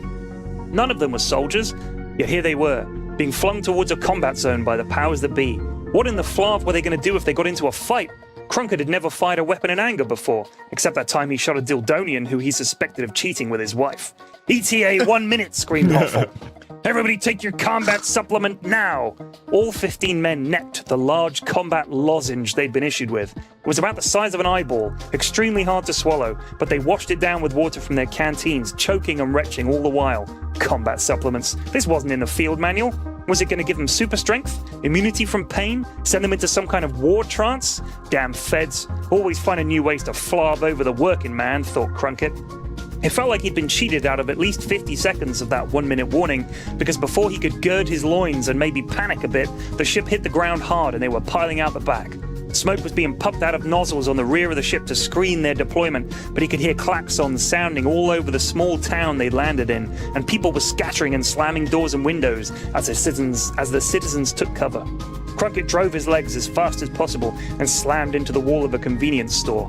The ground beneath him was earthy, and he contemplated whipping out his entrenching tool and digging a small hole to hide in. He scanned the area. It was a small town. Dirt roads, a few stores, wide streets. The hills and forests outside town looked beautiful against the pale blue sky, streaked with pink clouds. The 5 moons of Babosh 3 loomed overhead in tight formation, watching. The dropship powered up its engines and zoomed away, leaving the 15 members of his squad cowering on the ground, behind the most pitiful cover imaginable. 3 troopers squeezed in behind a single plastic water barrel, another 4 fighting to hide behind a dumpster. Hoffel was behind a traffic cone in the middle of town, his command pistol drawn. He turned towards Crunkett, his grizzled veteran's face sneering at the danger they were surely in.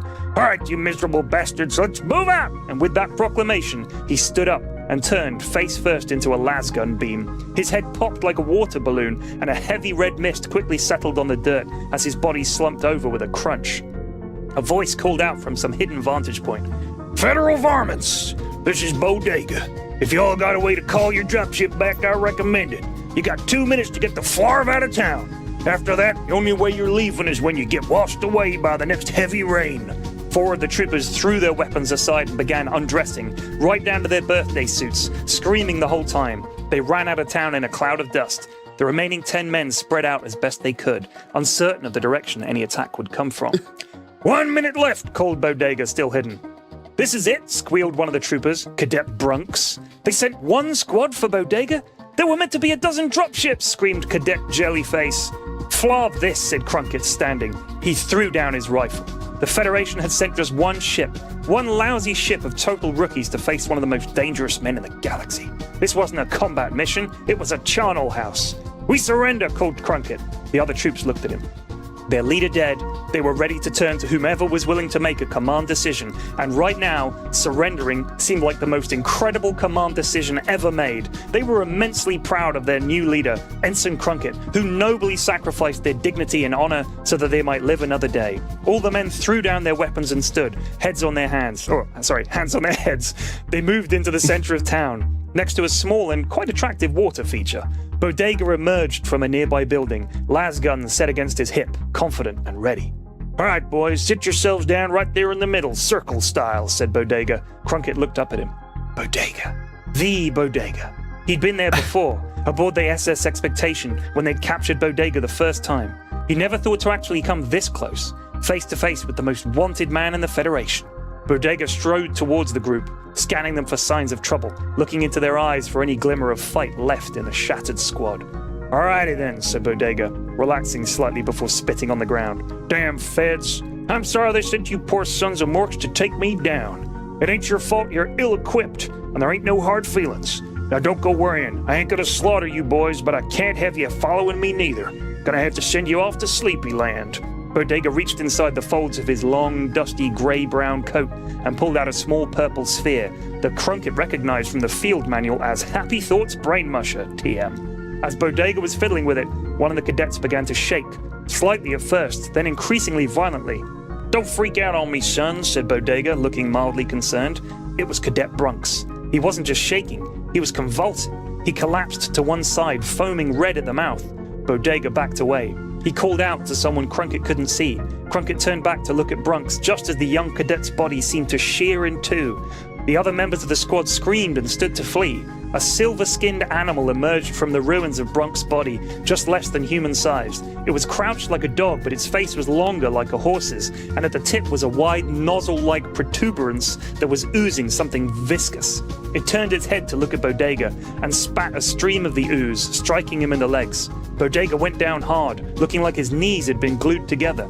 "Tamira, run!" shouted Bodega as he raised his lasgun and blasted the creature in the maw, felling it. Several of the other cadets fell to the dirt, vibrating and shuddering, wailing. Crunkett felt something stirring in his guts, in his limbs, in his head. He felt a terrible pushing sensation against the inside of his skull. That combat supplement. It wasn't a pill. It was some kind of damn egg. And they were the hosts. Bodega was dragging himself away from the group of writhing troopers. Crunkett saw him reach down and try to pull off the gooey substance on his legs, only to find his hand now stuck fast too.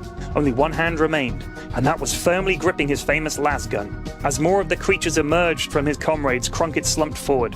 He thought about his family, his desk job. He thought about his funeral coverage and his childhood. He thought about a lot of things in a very short space of time. He looked at Bodega once more and saw the growing pack of silvery creatures descending on the cowboy, spitting on him and entangling him amidst a volley of desperate lasgun fire. Then he thought of nothing at all as his body exploded and a new life was violently created as another was snuffed out. The end. Oh, Very good, P-Flex. Flax, you legit are good at writing, man. It's fucking crazy. That was a good one. Oh, the Bodega book is It's coming. It's coming, boys. It's coming, boys.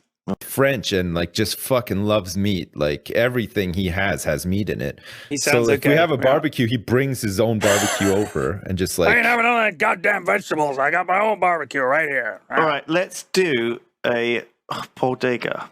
Someone tweeted something, actually posted something on the Reddit that I wanted to read because I saw it earlier. And I have some Bodega news as well. someone said this: Bodega, isn't Bodega the best thing since sliced qualm loaf? Yep. I feel like a kid from the 60s tuning into the weekly radio serial.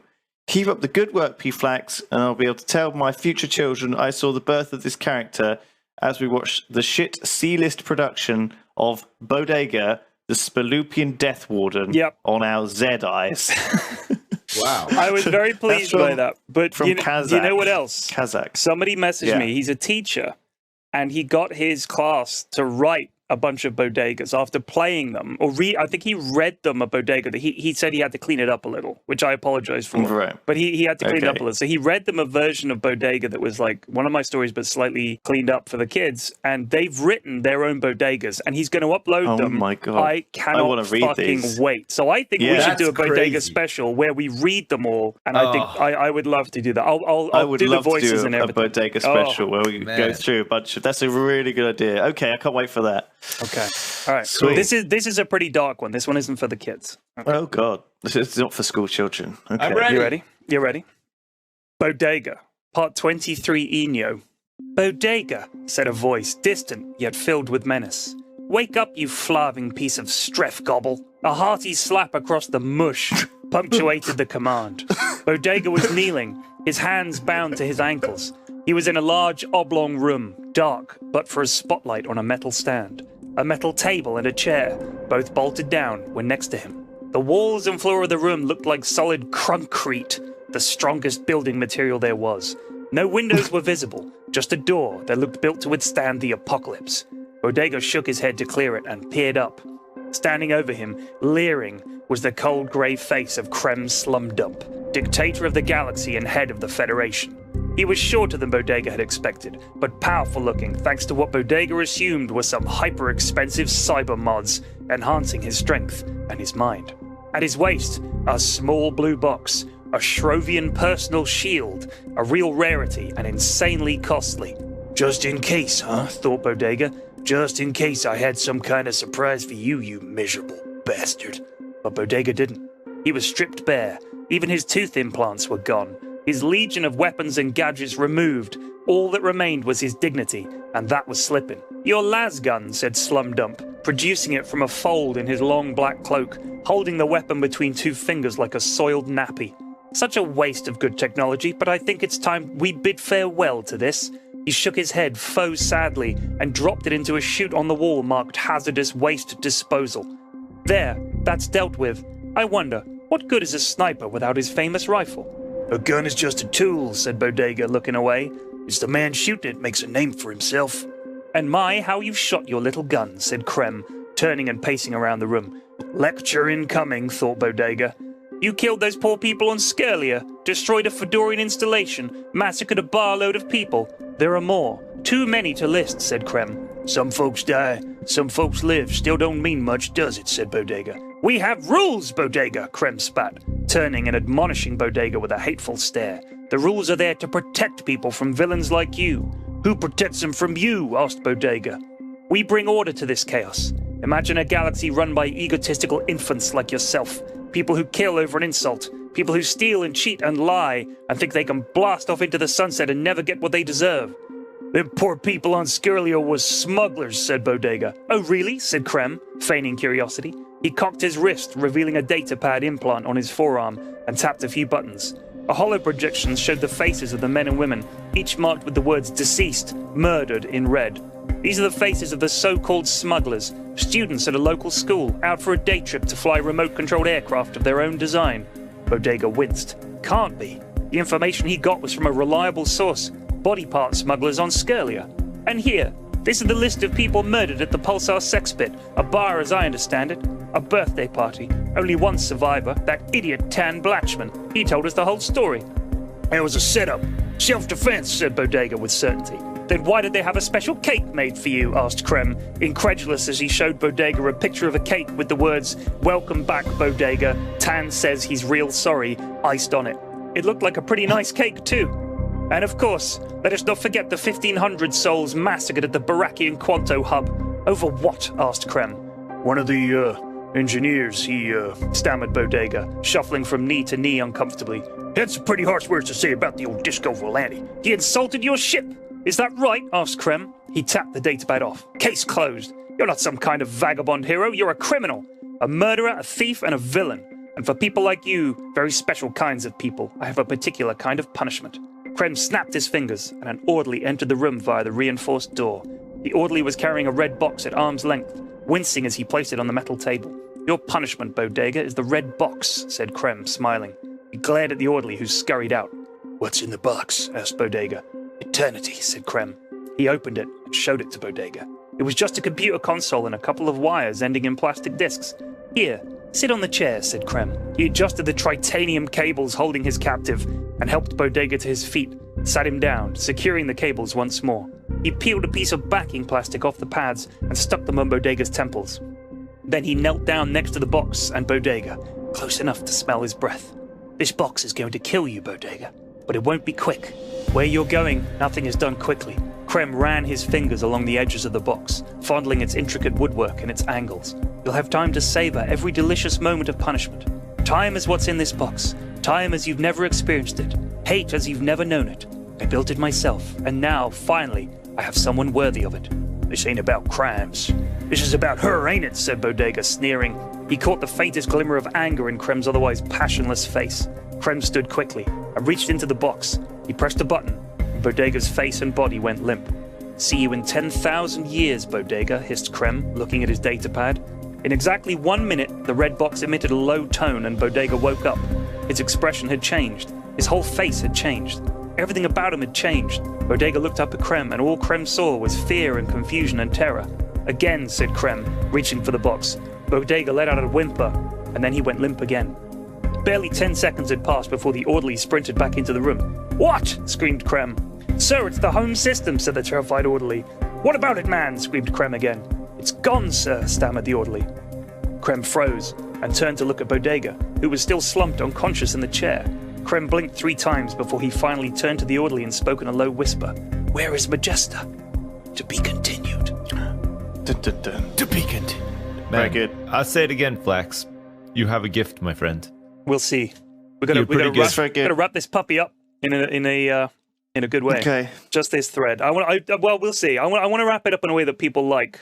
Before I'm thinking of stopping, so I can finish the Bodega book and then do some more. Because I can't keep writing short stories until I know how this bit ends. Yeah. Okay. And then I can write more after that. But You have to get you have to know the end before you can start. Just thinking like Yeah. 20 years time or whatever, when Alexa is fitted into everybody's homes and stuff. And Bodega has become a hit series of books that started off as a bunch of short stories on a podcast or whatever, you know, and a new like part comes out every week or whatever. Somebody will get home to their house one day and they'll walk into their house and they'll be like, lights on, put me in a macaroni and cheese in the microwave, set the room temperature to 24 degrees and start playing the new Bodega. And you'll be like fucking, you'll be that guy. You'll be like the new That would be amazing. J.K. Rowling, but you'll be instead of. I think instead what would happen Bold. is they say, Alexa, play with the new Bodega. And Alexa says, I can't find anything to do with Bodega. And you say, but you're the most powerful AI in the world. She's like, no, there's no trace of it. I'm sorry. Oh, no. Oh, no.